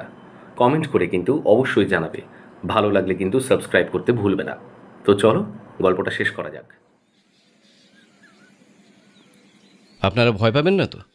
দেখুন, ওদের সাথে কথা বলতে যাবেন, অনেক কিছুই কিন্তু হতে পারে। আপনাদের নিরাপত্তা কিন্তু আমার নয়, সেটা আগে থেকেই বলে দিলাম। ওরা কিন্তু খুব বিপজ্জনক লোক। লোকটার নাম এংজি। বছর 20 কাছাকাছি, ভোতা নাক, বড় বড় চোখ। প্রবুদ্ধদের হোটেল থেকে একটু দূরেই দাঁড়িয়েছিল ওর ডেলিভারি ভ্যান। সেটা দেখিয়ে সে বলল, প্রকাশ্যে তো নিয়ে যাওয়া যাবে না, পেছনে ভ্যানের মধ্যে ঢুকতে হবে। অসুবিধা নেই তো? ওরা ভ্যানের ভেতরে হাঁটু মুড়ে বসল। এংজি দরজা বন্ধ করতেই ভেতরটা ঘুটঘুটে অন্ধকার হয়ে গেল। সে গাড়িটা স্টার্ট দিতেই প্রবুদ্ধর মনে হলো কোনো অন্ধকার কুঠুরির কোনো পাতালপুরীর মধ্যে ঢুকে যাচ্ছে যেন। অনেকক্ষণ পর সেই ভ্যানটা একটা স্থানে এসে দাঁড়ালো। তারপর পেছনে দরজা খুলতেই রোদের কড়া কিরণমালায় ওদের চোখ যেন ধাঁধিয়ে যেতে লাগলো। এংজি বলল, আসুন এইদিকে। সে গাড়িটা একটা রাস্তার বাঁকে দাঁড় করিয়েছিল। একটু দূরেই নদীর তীর দেখা যাচ্ছে। একটা মোটর লাগানো ডিঙি নৌকা বাঁধা আছে ঘাটে। তার পাশে দাঁড়ানো জীর্ণ চেহারার এক বৃদ্ধ। এংজি রাস্তা থেকে ঢালু নদীর তীরের দিকে দৌড়ে নেমে গেল। তারপরে বৃদ্ধকে বিদায় জানিয়ে তারা ওই নৌকায় উঠতেই নৌকার মোটর চালু হয়ে গেল। আধ ঘন্টা পর এই নদীর এক শাখা নদী ধরে নৌকা এগিয়ে চলল একটা জঙ্গলে ঘেরা বনভূমির মধ্যে। এই জায়গাটা লোকালয় থেকে বেশ দূরে মনে হচ্ছে। এসে গেছি স্যার, আর বেশিক্ষণ লাগবে না। একটু পরেই জলাভূমির উপর কয়েকটা নীল রঙের তাঁবু দেখা গেল। ওরা ডিঙিটা সেই তাঁবুগুলোর একটু সামনে দাঁড় করিয়ে ডাঙায় নেমে পড়েছে। এমন সময় তিনজন বন্দুক হাতে, মুখে মাস্ক পরা জোয়ান তাগড়াই লোক দৌড়ে এসে ঘিরে ধরল ওদের। হ্যান্ডস আপ, হাত ওপরে, হাত ওপরে। চিৎকার করে বলল একজন লোক। এর চেহারাই সবচেয়ে ওজনদার, কুচকুচে কালো চেহারা। বুকের হাতের পেশির উপর সূর্যের আলো পড়ে চকচক করছে। এই লোকটা ওদের সর্দার হওয়া অসম্ভব নয়। এংজি বলল, আমরা আমরা বন্ধু বন্ধু আমরা। বিদেশিরা কারো বন্ধু নয়। সত্যি করে বল, কি উদ্দেশ্যে এসেছিস? বল বল, নইলে খুপড়ি উড়িয়ে দেবো। লোকটা তার হাতের বন্দুকের নল ঠেসে ধরল মুলারের মাথায়। লোকগুলো এংজির উপর প্রচণ্ড রেগে গেছে। একজন সাগরেদ এগিয়ে এসে তার সাথে ঝগড়া শুরু করে দিল। তারপর তাকে বসিয়ে দিল প্রচণ্ড এক চর। প্রবুদ্ধ বুঝতে পারল এংজি এই গ্যাংয়ের হয়ে বাইরের খবরাখবর, মালপত্র, ওষুধ সমস্ত জোগাড় করে এনে দেয়। সে টাকার লোভে ওদের ওখানে যে নিয়ে এসেছে তাতে তারা বিলক্ষণ চটে গেছে। ওদিকে মুলার স্থানীয় ভাষায় ওদের ওই মুস্কো চেহারার লোকটার সাথে কথা বলার চেষ্টা চালিয়ে যাচ্ছে। একটা সময় লোকটার রাগ কমে এলো। সে একান্ত আগ্রহের সাথে মুলারের বাণী শুনতে লাগলো। সর্দার ভাঙা ভাঙা ইংরেজি জানে। সে একসময় ওদের একদিকে একটা আঙুল দিয়ে ইঙ্গিত করে হেঁটে এগিয়ে যেতে লাগলো। সর্দার এসে বসলো একটা বেঞ্চের ওপর। তার একপাশে বসে রইল মুলার, তার হাতে একটা মাইক, ক্যামেরা প্রবুদ্ধর গলায়। সে পাশে দাঁড়িয়ে তার ভিডিও করতে লাগলো। আপনি এই গ্যাংয়ের সর্দার? হ্যাঁ। জলদস্যু? হ্যাঁ, আমরা জলেই অভিযান চালাই। মোটর লাগানো আছে বোটে আমাদের। একটাই? না, 6টা। একটা বোটে কতজন লোক আর বন্দুক থাকে? 7 জন লোক, সবার কাছেই বন্দুক থাকে। কাদের টার্গেট করেন আপনারা?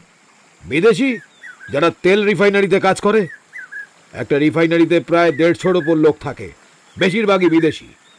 তাদের অপহরণ করলে মোটা মুনাফা করা যায়। কত? এক বিদেশি প্রায় 1 বিলিয়ন নাইরো। আচ্ছা, কেন করেন এই কাজ? সভ্য জীবন, সামাজিক জীবনে ফেরত যেতে ইচ্ছে করে না? আমাদের অপরাধী বানানোর জন্য দেশের সরকার আর বিদেশিরা দায়ী। তারা আমাদের জমির ওপর তেল তুলছে, অথচ আমাদের কাজ দেবে না। আমরা পেটের দায়ে এই কাজ করি। আমাকে দেখুন, আমার পরিবার আছে, 4টে সন্তান। বড়টা ইউনিভার্সিটি পাস করে বাড়ি ফিরে এসেছে। রোজগার নেই, চাকরি নেই, কি করব? না খেতে পেয়ে মরবো?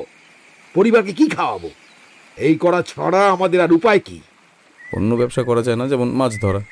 তেলের খনি থেকে ড্রেজিং করে সেই তেল নদী, সাগরের জলে মিশে যাচ্ছে। মাছ বাঁচছে না সেখানে। সরকার আমাদের নিয়ে ভাবে না। কিছু লোক নিজেদের আখের গোছানোর জন্য মারামারি করছে। এই তো রাজনীতির হাল। জনগণের কথা কে কবে ভেবেছে? আমরা আপনাদের সমস্যা, দুঃখ, দুর্দশা এসব বৃহত্তর জনগোষ্ঠীর কাছে তুলে ধরব। নাইজেরিয়া আফ্রিকার বৃহত্তম অর্থনীতির দেশ। কত সম্পদ এই দেশে, সব লুটোতরাজ হচ্ছে। আফ্রিকার দেশগুলোর আর্থসামাজিক ক্ষেত্রে সংস্কারের জন্য ওয়ার্ল্ড ব্যাংক থেকে শুরু করে অনেক সংস্থা এগিয়ে আসছে। সুতরাং আশা হারাবেন না। আজ আমার বন্ধু আপনার কাছে একটি বিশেষ সাহায্য চায়, একটু দেখুন যদি ওর জন্য কিছু করতে পারেন। মুলার কথাটা শেষ করতেই প্রবুদ্ধ রেবেকার কথাটা উত্থাপন করল। জলদস্যু সর্দার সমস্ত ঘটনা শুনে বলল, অ্যাংপা শহরে 2টো বড় বড় গ্যাং আছে কিডন্যাপিং এর সঙ্গে যুক্ত। কিছুদিন আগেই তো শুনলাম এক ব্রিটিশ সিনেমার পরিচালককে অপহরণ করেছে ওরা। হ্যাঁ হ্যাঁ, ওই রেবেকা ওর ফিল্মের শুটিংয়ের জন্যই এসেছিল। কিন্তু সেই বিদেশিনী তো শুনেছি বেঁচে নেই। বেঁচে নেই বলেন কি? হ্যাঁ, তাই তো শুনেছিলাম। সেই ব্রিটিশ মেয়ে নাকি বিষ খেয়ে আত্মহত্যা করেছে। না না না না না, আমি আমি এটা বিশ্বাসই করতে পারছি না। মাথা নিচু করে হাতের চেটোয় মুখটা অর্ধেক ঢেকে নিল প্রবুদ্ধ। মুলার ওর কাঁধে একটা হাত দিয়ে চাপড়ে দিল ভরসা দেওয়ার জন্য। মাননীয় সর্দার, আপনি কি কোনো সোর্স লাগিয়ে নিশ্চিত খবর আমাদের দিতে পারবেন? আমি এর জন্য $200 আপনাকে পারিশ্রমিক দিতে রাজি আছি। আপনার কে হয়? আমার বাগদত্তা। দেখছি কি করা যায়। টাকাটা এনজির হাত দিয়ে পাঠিয়ে দেবেন কাল। খবর পাওয়া যাবে কিনা গ্যারেন্টি নেই, যদি পাওয়া যায় ওর মাধ্যমেই পাঠিয়ে দেব। এখন আপনারা বিদায় হন। আর যদি আমি বুঝি আপনাদের কেউ আইআইটির খোঁচর, যে হোটেলেই উঠুন, সালা কুপিয়ে দিয়ে চলে আসবো। যান। বিকেলে সূর্য অস্ত যাওয়ার জন্য তীরের প্রকাণ্ড গাছগুলির মধ্যে দিয়ে সাঁতার কেটে কেটে এগিয়ে যাচ্ছিল। প্রবুদ্ধ দৃষ্টি এক মনে নিবিষ্ট হয়েছিল সেই দিক চক্রবালের আধার রেখার দিকে। একটু পরেই ঝুপ করে আধার নামল। নদীর ধারে একটু দূরে ঘন ঝোপের মধ্যে দৃশ্যমান হলো একটি আগুনের বিন্দু। দূরে কেউ বা কারা প্রকাণ্ড একটা আগুন জ্বালিয়েছে যেন। জায়গাটা কালো কর্দমাক্ত, এক বিন্দু সবুজ অবশিষ্ট নেই। কালো তরলে কুচকুচে কালো লাগছে জায়গাটাকে। ওটা কি এজেন্ট? স্থানীয় রিফাইনারি। মানে সেটা আবার কি? প্রাকৃতিক তেলের পাইপলাইন গেছে, দেখুন, দেখতে পাচ্ছেন ওই নদীর ধার দিয়ে ওই পাইপলাইন থেকে তেল চুরি করে ওরা রিফাইনারি বানিয়েছে। ওখান থেকে ওরা কেরোসিন, পেট্রোল, ডিজেল এই সব কিছু বানায়, তারপর বাজারে বেচে। এই তাহলে সেই কুখ্যাত তেল চুরির চক্র। এর ব্যাপারে কিছুটা শুনেছি। নাইজেরিয়ায় বিদেশি কোম্পানিগুলো তেল তোলে নদী অথবা সাগরের তেলের খনি থেকে, এই অয়েল রিংসের মাধ্যমে। সেটা এই পাইপলাইনের মাধ্যমে দূরে ডাঙায় কোনো রিফাইনারিতে যায়। এই পাইপের তেলের চুরি এমন বারবারন্ত হয়েছে যে মুনাফায় না পোষানোর জন্য অনেক বিদেশি তেল কোম্পানি ব্যবসা গুটিয়ে চলে যাচ্ছে। চুরির প্রমাণ প্রায় উত্তোলিত তেলের প্রায় 20% গিয়ে পৌঁছচ্ছে। তখনই দেখা গেল তেলে জামা প্যান্ট ভেজা, কালো চুপচুপে হয়ে যাওয়া একজন আফ্রিকান ওই স্থানে হাতে একটা ড্রাম নিয়ে দৃশ্যমান হলো। প্রাকৃতিক খনিজ তেল কালো, তার মহিমায় সে সম্পূর্ণ কৃষ্ণ বর্ণের এক চলমান মূর্তি হিসাবে প্রতীয়মান হচ্ছে। এইভাবে কাজ করা তো খুব অস্বাস্থ্যকর। ভীষণ টক্সিক এই পেট্রোলিয়ামের বাই প্রোডাক্টগুলো। বেশি দিন বাঁচে না ওরা। বছর 5-10 এই কাজ করলে শরীর পচে অবধারিত মৃত্যু। কিন্তু কি করবে, পেটের দায় তো করতেই হয়। আসলে আসলে এরা খুব গরিব। গরিব কথাটা আফ্রিকার যেন এক সাধারণ শব্দ।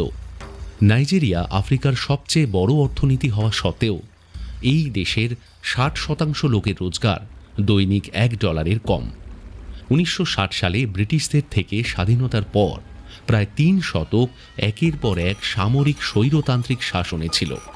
গৃহযুদ্ধ, একের পর এক উপজাতির মধ্যে রক্তাক্ত লড়াইয়ে নিজেদের সর্বস্ব হারিয়েছে সাধারণ মানুষ। ঘর বাড়ি পুড়েছে, সন্তানরা পিতৃমাতৃহারা হয়েছে, ঝাঁকে ঝাঁকে বাস্তুহারা অনাথ একটু বড় হয়ে পরিণত হয়েছে খুন বা লুঠত রাজের পথে, পথভ্রষ্ট আরেক সন্ত্রাসবাদীতে। গণতন্ত্র এসেছে সবে এই 1999 সালে। ওদিকে প্রবুদ্ধ গুম হয়ে বসেছিল নৌকা ঠিক মাঝামাঝি। বিড়বিড় করে আপন মনেই বলে চলল সে, তুমি এইভাবে চলে যেতে পারো না রেবেকা। এইভাবে যাওয়ার তো কথা ছিল না তোমার।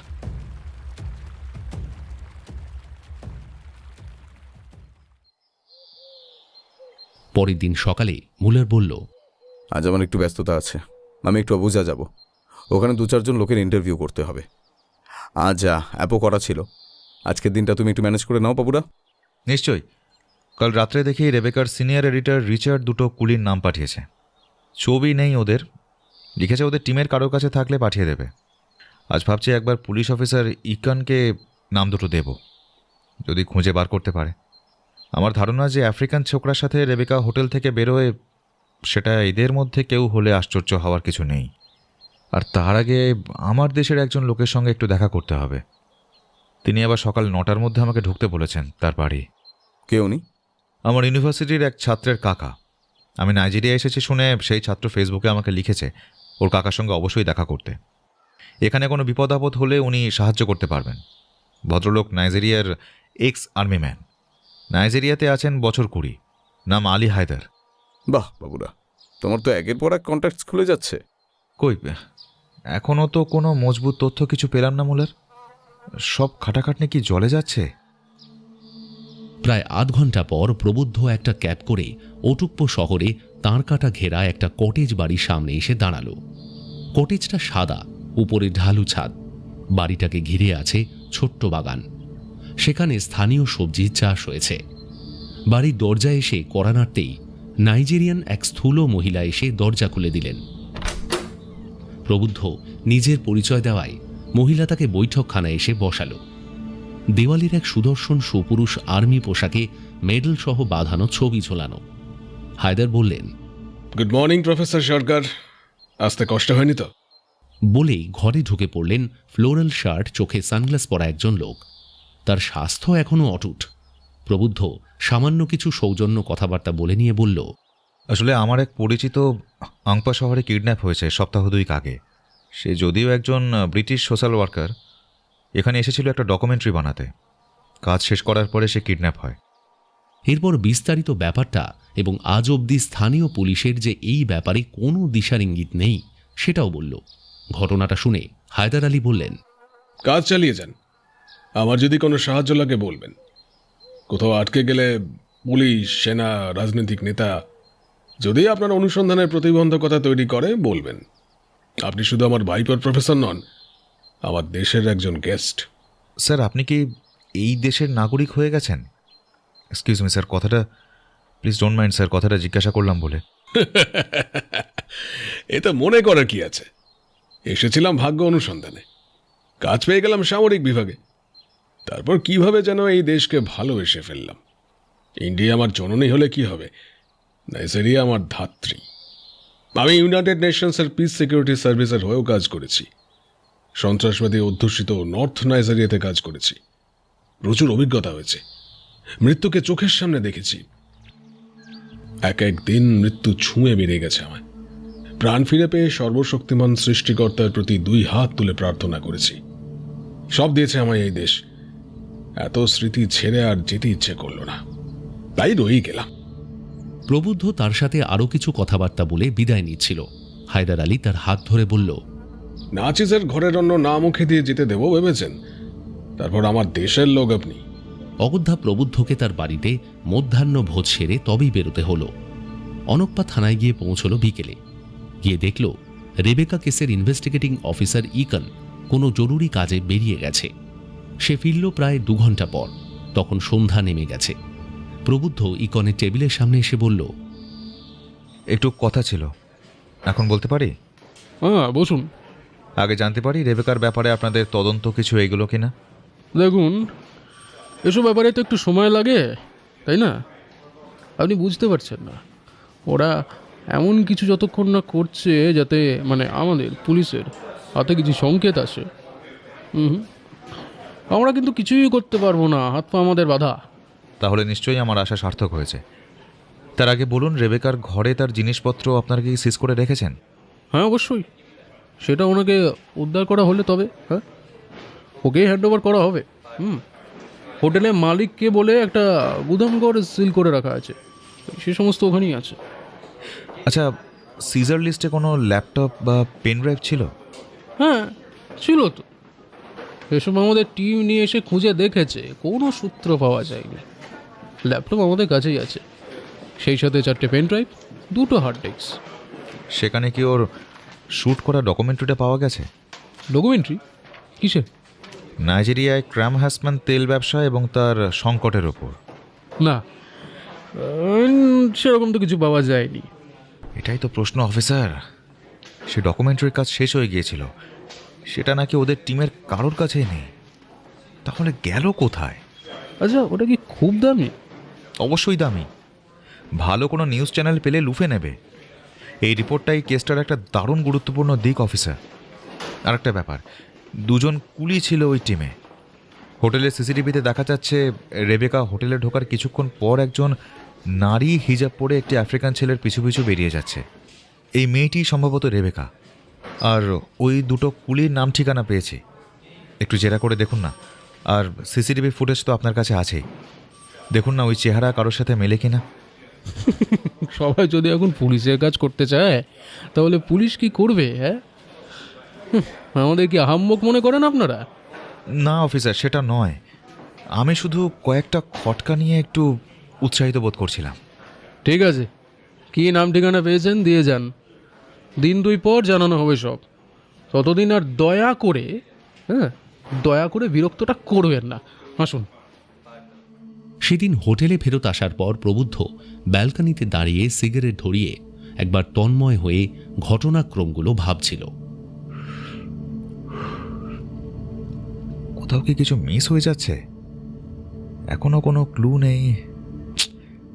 আর কতদিন বুনো হাঁস পিছু করার মতো এদিক ওদিক দৌড়ে বেড়াবো? কেসটা পুরো জমে যেন একেবারে ডেড এন্ড হয়ে গেছে। দেখতে দেখতে 2 দিন পেরিয়ে গেল। মুলারের বিদায় নেবার সময় এসেছে। সে শুরুতে বলেই রেখেছিল 4 দিনের বেশি সময় দিতে পারবে না। হোটেলের রিসেপশন থেকে হোটেলের বিল মিটিয়ে সেদিন সকালে এসে প্রবুদ্ধর ঘরে এসে টোকা দিল। প্রবুদ্ধ দরজা খুলে দেখল তার পিঠে ব্যাগ, হাতে একটা ট্রলি। বলল, রেডি? এখনই বেরিয়ে পড়বে? হ্যাঁ, ট্যাক্সি এসে গেছে, নিচে হর্ন দিচ্ছে। বাবুরা, মন খারাপ করো না। আমারও ধারণা ছিল না এঙ্গেজি এই 2 দিনে কোনো খবরই এনে দিতে পারবে না। পুরো 700 টাকা তোমার জলে গেল। টাকাটা বড় ব্যাপার না মুলার, দেখি আর কয়েকদিন। আমি এখনো আশা ছাড়িনি। দেখো, নিশ্চয়ই তুমি পেয়ে যাবে রেবেকাকে। আমি অ্যাংজিকে বলে রেখেছি, কিছু পেলেই সে যেন তোমাকে খবর দেয়। চলি, কেমন? Good bye friend. তুমি এখন কোথায় চললে? বাবুজা, ওখানে একদিন থেকে রাতের ফ্লাইট ধরবো ইউরোপের জন্য। মুলার গটগট করে এগিয়ে গেল তার মালপত্র টেনে নিয়ে। প্রবুদ্ধ রুমে এসে খবরের চ্যানেল চালিয়ে দিল, যদি কিছু খবর পাওয়া যায়।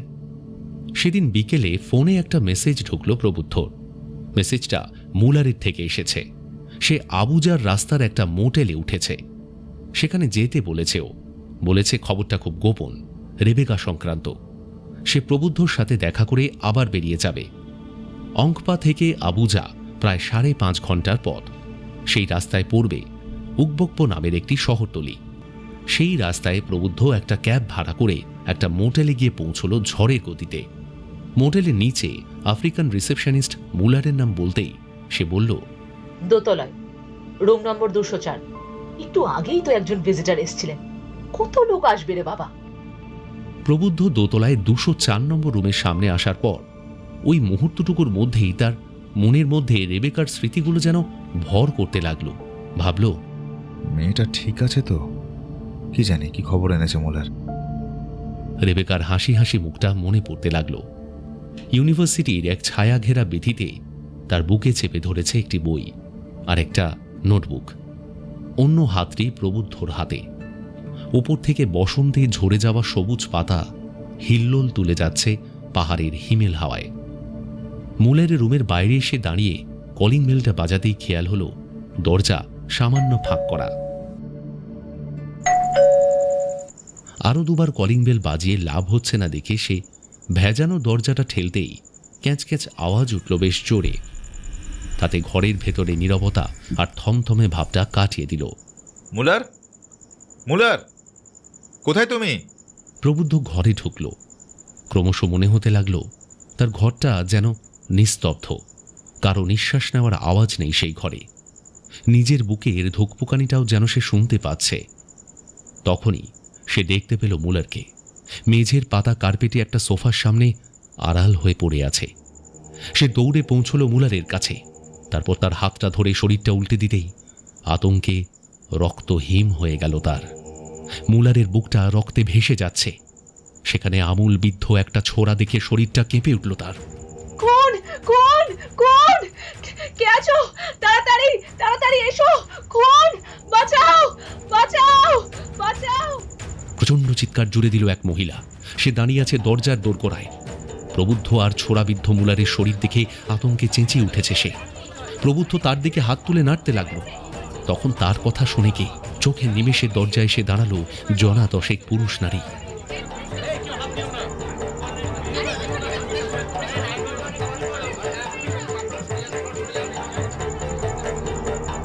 খুনের কথা স্বীকার করবি, ভালোই ভালোই না আমাদের খাটাবি।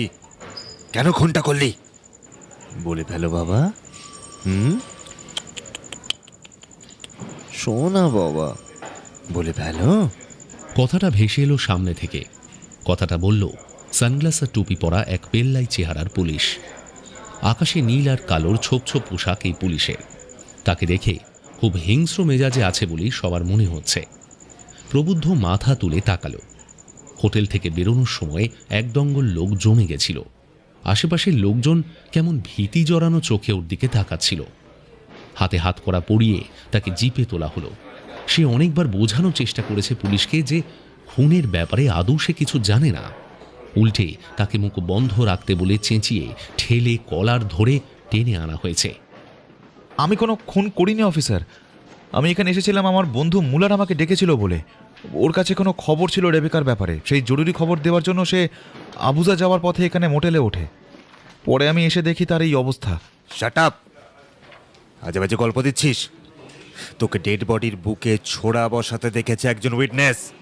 ওর বডিটা উপর হয়ে পড়েছিল। আমি ভাবলাম ও অসুস্থ। বডি ঘোরাতে গিয়েই দেখলাম বুক রক্তে ভেসে যাচ্ছে, বুকে ছোড়া। তখনই আমায় এক মহিলা দেখতে পায়। এ মানবে না স্যার, এ মানবে না। একে ভেতরে নিয়ে চলুন। দলাই মলাই না করলে কথা বেরোবে না। ঠান্ডা মাথার ভাড়াটে খুনি মনে হচ্ছে, জানেন তো। অথবা ওর টাকা পয়সা ডাকাতি করতে এসেছিল, ভিকটিম বাধা দেয়, ব্যাস ওর বুকে ছুরিটা বসিয়ে দিল, তারপরে বডিটা পড়ে গেল। আর সেই অবস্থায় আমাদের উইটনেস ওকে দেখে ফেলেছে। এসব কি আহাম্মকের মতো চিন্তা ভাবনা? আমার কাছে কি টাকা ছিল, না টাকা ছিল মুলারের কাছে যে ডাকাতি করতে আসবো? থাম তুই। Lawyer, I need a lawyer. আমি কলোরাডো স্টেট ইউনিভার্সিটির একজন প্রফেসর। পার্সে আমার আইডি কার্ড আছে। একজন পুলিশ কর্মীকে ইঙ্গিত করতেই সে প্রবুদ্ধর পকেট থেকে আইডি বের করে অফিসারকে দেখাতেই সে গলা নিচু করে বলল, কাকে ফোন করবেন? আমার ফোনটা দিন। আলী হায়দার বলে আমার এক পরিচিতকে। প্রবুদ্ধ তাকে ফোন করে পুরো বিষয়টা জানাতেই সে বলল, আমাকে আধ ঘন্টার সময় দাও, টেনশন নিও না, তোমায় ছাড়ানোর ব্যবস্থা করছি। রেবেকার ফাইল আঙ্কপাড় থানার কোন অফিসার দেখছে? সার্জেন্ট ইকন। ঠিক আছে, অফিসারকে ফোন দাও তুমি। প্রবুদ্ধ এরপর ফোনটা অফিসারকে দিল। সে মিনিট 5 কথা বলার পর ফোনটা রেখে দিয়ে আরেক অফিসারকে বলল, উনি ওনার এক বান্ধবীর খোঁজে এই দেশে এসেছেন। ওকে জল টল দাও, বেঞ্চে বসিয়ে রাখো। পুলিশ সুপার ফোন করবেন এক্ষুনি নাকি? দেখি যদি সই টই করিয়ে ছেড়ে দেওয়া যায়। আমার ফোনের মেসেজ দেখুন অফিসার, এতে মুলারের পাঠানো মেসেজ আছে। সেটা আপনি প্রথমে দেখলেই আপনার সন্দেহ মিটে যেত। আচ্ছা, আপনি যদি গিয়ে দেখেন যে মুলার খুন হয়ে পড়ে আছে, তাহলে ওকে খুনটা করলো কে? মানে হোটেলেরই কেউ? আপনি কিছু বলতে পারবেন? আমি ওই ঘরে ঢোকার কিছুক্ষণ আগেই একজন ভিজিটার এসেছিল মুলারের রুমে। সেটা নিয়ে রিসেপশন থেকে একজন লেডি বিরক্তি প্রকাশ করেছিল। ওই হোটেলে সিসিটিভি আছে? হ্যাঁ আছে তো। ফাইন। আদামু, তুমি তাড়াতাড়ি হোটেল থেকে সিসিটিভি ফুটেজ জোগাড় করো। রিসেপশন থেকে জেনে নাও কারা কারা ওর ঘরে এসেছে, তাদের ডিটেলস নাও। বুঝেছ? এক্ষুনি বেরো তুমি। স্যার, আপনি কোল্ড ড্রিঙ্কস খান তো? হায়দার আলী তার দুর্দান্ত নেটওয়ার্কের মাধ্যমে প্রবুদ্ধকে থানা থেকে বেরিয়ে আসতে সাহায্য করল। শুধু দিয়ে আসতে হলো পাসপোর্টে ডিটেলস, মোবাইল নাম্বার আর হোটেলের নাম। অফিসার একজন লোক পাঠিয়ে প্রবুদ্ধর জন্য ক্যাব ঠিক করে দিল। অঙ্কপা শহরে ফিরে এসে কোনো মতে স্নান করে সে রুমের বারান্দায় এক কাপ লিকার চা নিয়ে বসেছে। তখনই বেজে উঠল ফোনটা। ফোনটা করেছে অঙ্কপা থানার পুলিশ স্টেশনের অফিসার ইকন। ওর নাম্বারটা ভেসে উঠতেই বুকের ভেতরটা ছ্যাঁত করে উঠল প্রবুদ্ধর। হ্যালো, হ্যাঁ অফিসার বলুন। মিস্টার সরকার তো? হ্যাঁ হ্যাঁ অফিসার। হ্যাঁ, রেবেকা কেসটার ব্যাপারে ফোন করেছিলাম আপনাকে। খবর কিছু পাওয়া গেল? খবর বলতে একটা খারাপ খবর পাওয়া গেছে। যদিও পুলিশ কনফার্ম নয় কেসটা, সেই জন্য আপনাকে ফোন করা। আসলে লেগেস শহরে বিচের কাছে একটা শ্বেতাঙ্গ মহিলার ডেড বডি পাওয়া গেছে। এবার পুলিশের ধারণা যে ওই মেয়েটি হয়তো আপনার বান্ধবী, নিরুদ্দেশ হয়ে যাওয়া রেবেকা। লাশটা কেউ বস্তা করে নিয়ে এসে ফেলে দিয়ে গেছে ওখানে আর কি, বিচের ওপরটা। একজন পর্যটকের প্রাতঃভ্রমণের সময় ওটা চোখে পড়ে, তো সে কাছে কিছু ঝুঁকে পড়ে থাকতে দেখে, ওই রক্তের দাগ টাগ দেখতে পায়, তারপরে পুলিশকে ফোন করে। সেই লাশ রেবেকা হিসেবে শনাক্ত হয়েছে? আরে না স্যার, ব্যাপার হলো লাশটার মুন্ডুটা নেই। কেউ মুন্ডুটা কেটে খুন করে গেছে ওই মহিলাকে। ওকে শনাক্ত করতে চেনা জানা লোক বলতে আপনি যাবেন নাকি একবার আমার সঙ্গে বডিটা আইডেন্টিফাই করতে? আমি মানসিকভাবে খুব বিধ্বস্ত অফিসার। আমাকে একটু ধাতস্থ হতে সময় দিন, আমি আপনাকে জানাচ্ছি। প্রবুদ্ধ ফোনটা রেখে দিল। ডান হাত তার নিজের অজান্তেই উঠে এলো তার কপালে। রেবেকার মুন্ডহীন দেহ, না, সেটা আমি দেখতে যেতে পারবো না। রেবেকার এই রূপ সহ্য করতে পারবো না আমি। এর চেয়ে মৃত্যু ঢের ভালো আর কম যন্ত্রণার। অফিসারকে আজ আর ফোন করবো না, ওরা যা পারে করুক বডিটা নিয়ে। ওই মুন্ডহীন ধরটা আর যাই হোক, সে রেবেকা নয় আমার জন্য। রেবেকা চিরকালীন একটি লিলি ফুলের মতো সুন্দর, চিরকাল সে তাই থাকবে, অন্তত তাই হয়ে থাক। ঘরের আলো নিভিয়ে দিয়ে একটা সিগারেট ধরালো। এই দুঃসহ বিষণ্ণতা কাটিয়ে উঠতে হবে তাকে, যেভাবেই হোক। সিগারেটটা খেতে খেতে কখন যেন ঘুমিয়ে পড়েছিল সে। ঘুমটা ভাঙল আবার তার ফোনটা বেজে ওঠায়। এবার একটা আননোন নাম্বার থেকে। ধুর, এই সময় আবার কে ফোন করবে আমাকে? বিরক্তিতে সে ফোনটা কেটে দিল। একটু পরে আবার বেজে উঠল ফোনটা। প্রবল বিরক্তিতে ফোনটা কানে নিয়ে বলল, কে? হ্যালো প্রভুদা। হ্যাঁ, কে? আমি এংজি বলছি, চিনতে পারছেন? হ্যাঁ, পারছি। আর কি চাই? মুলার মারা গেছে, শুনেছ তো? হ্যাঁ স্যার, শুনলাম। এবার বলো তো, তুমি আমাকে ফোন করলে কেন? মুলার স্যারের ব্যাপারটা শুনলাম, খুব কষ্ট পেলাম, রিয়েলি স্যার। বড় দরাজ দিকের লোক ছিল লোকটা। ব্রিটিশ হলেও খারাপ নয়। ও ব্রিটিশ নয়, জার্মান। তারপর বলো। ও সরি স্যার, আপনার জন্য একটা খবর আছে। বলো। স্যার, আপনি রেবেকা ম্যাডামের যে ছবিটা দিয়েছিলেন না, সেটা সর্দার নেটওয়ার্কের মাধ্যমে ছড়িয়ে দিয়েছিল। এক ভ্যান ড্রাইভার ওকে চিনতে পেরেছে। সে নাকি তাকে ওকে ওই অংপা শহরতলির বাইরের এক বস্তি পর্যন্ত নিয়ে গেছিল। সে অবশ্য ছিল বেহুশ। একটা গাড়িতে সে ড্রাইভার হিসেবে ভাড়া খাটছিল। ওই গাড়ির পেছনের সিটে বেহুশ হয়ে শুয়েছিল ওই ম্যাডাম। ওর সাথে ছিল 3 জন আফ্রিকান ছেলে। আচ্ছা, ঠিক আছে। আজ তোমার ওই সোর্সের সাথে দেখা করতে পারা যাবে? কাল সকালের দিকে? তাহলে আমি ব্যবস্থা করছি। ঠিক আছে।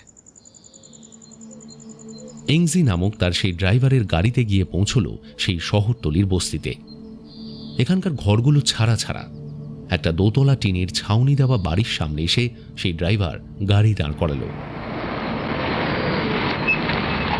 প্রবুদ্ধ আর এংজি গাড়ি থেকে নেমে এগিয়ে গেল সেই বাড়িটার দিকে।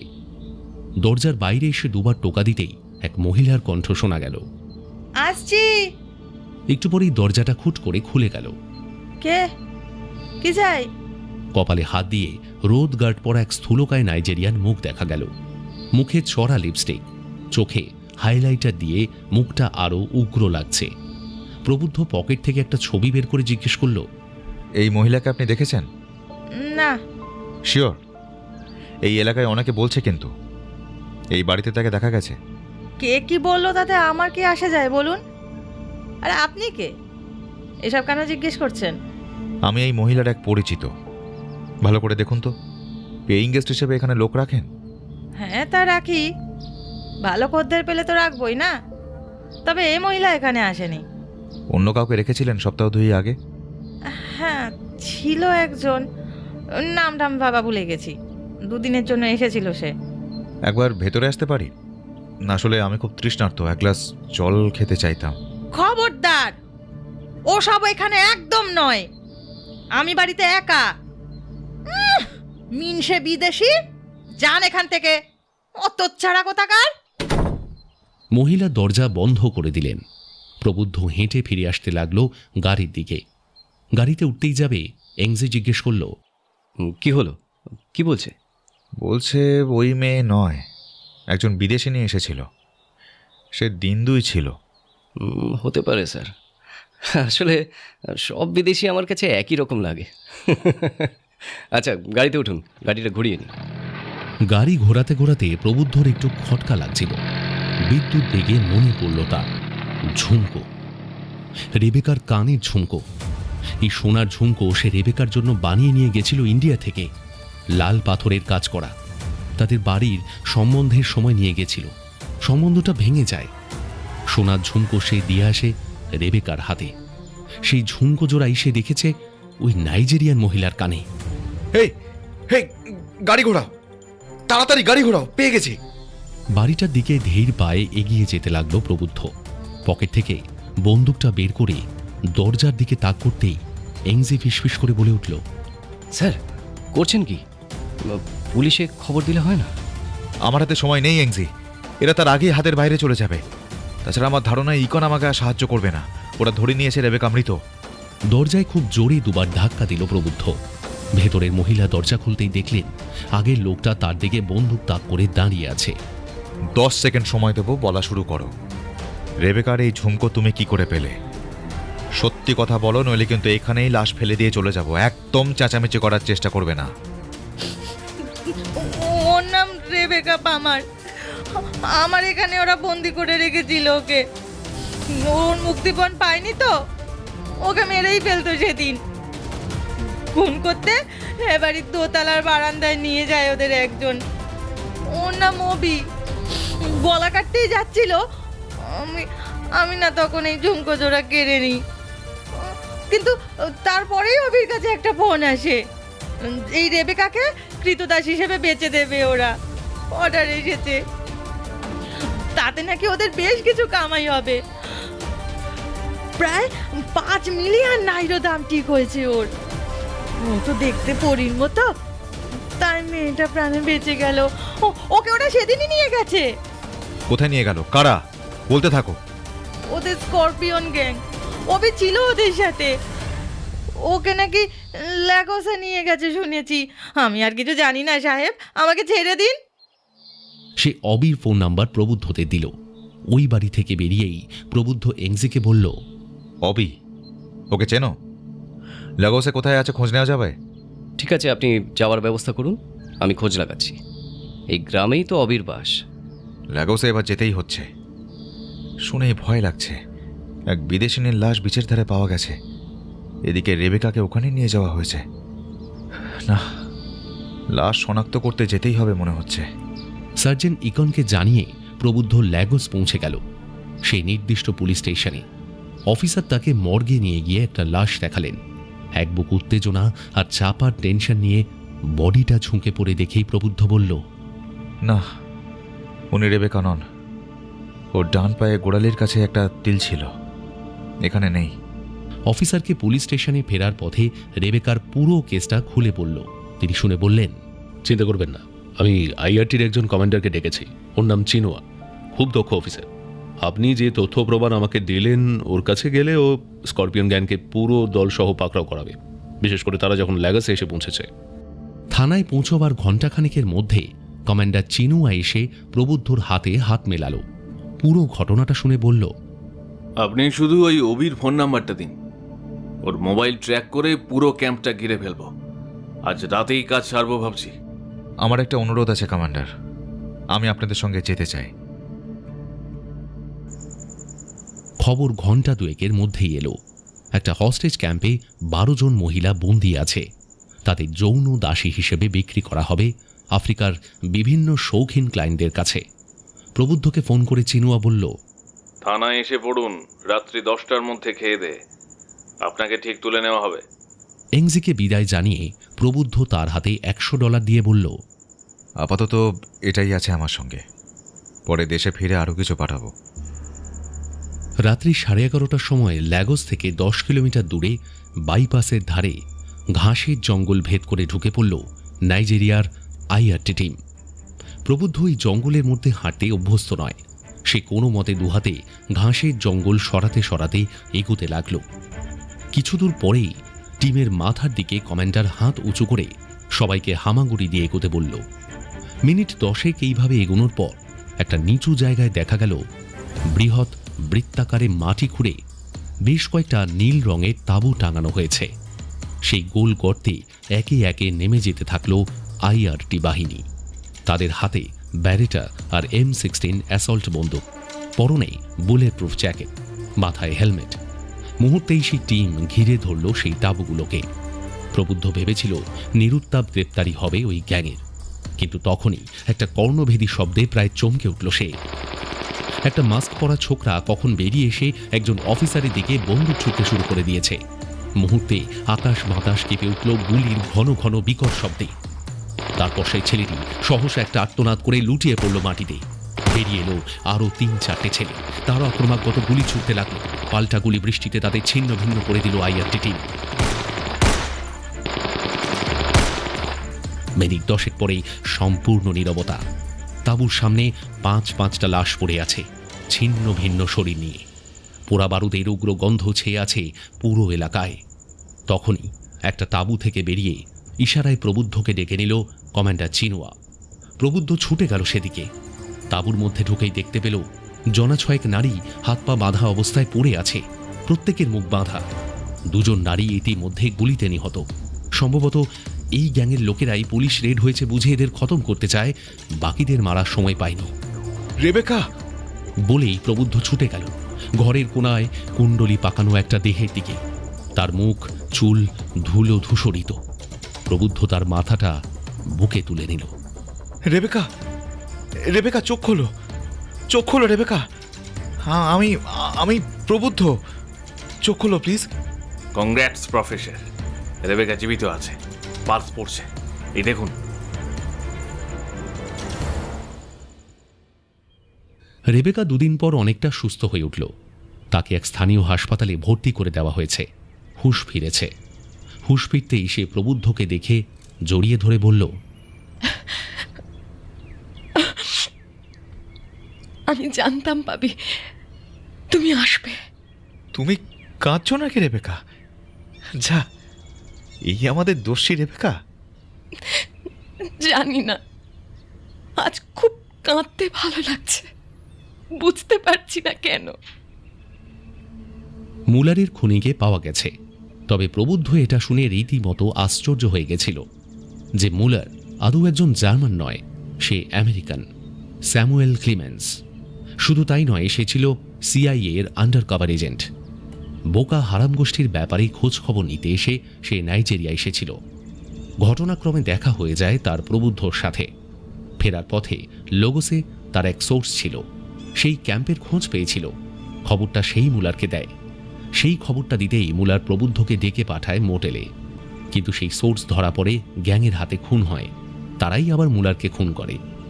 রেবেকার হুঁশ হওয়ার সাথে সাথেই বলেছিল সেই রাতে ও এক কুলির সাথে এক রেবেলের গোপন ইন্টারভিউ নিতে গেছিল।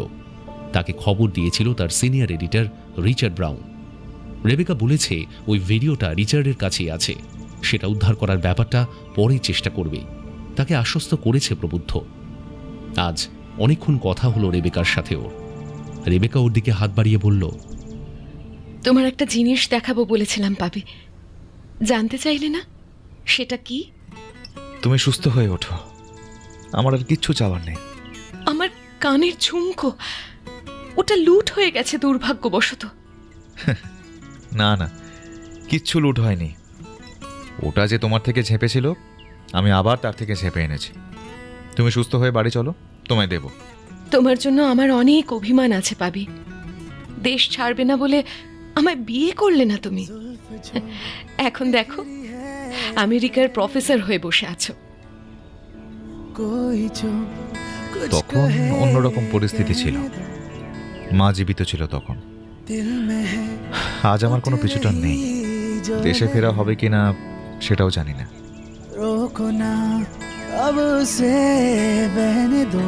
আমায় বিয়ে করবে পাবি? মাঝে মাঝে আবার সংসারী হয়ে যেতে ইচ্ছে করে পাবি। ছোট্ট একটা বাড়ি থাকবে আমাদের পাহাড়ের কোলে।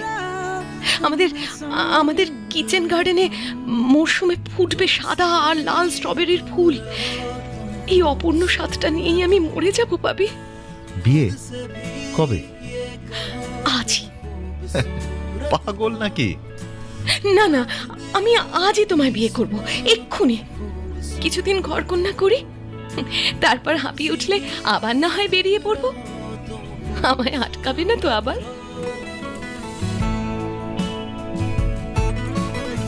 গল্পের আড্ডায় আজকের গল্প কিন্তু এখানেই শেষ। কেমন লাগলো কিন্তু অবশ্যই কমেন্ট করে জানাতে ভুলবে না। সামনে সোমবার রাত ঠিক 8টায় আবার হাজির হব নতুন রহস্য রোমাঞ্চ গল্প নিয়ে। আজকের মতো বিদায়, সবাই ভালো থেকো, নমস্কার।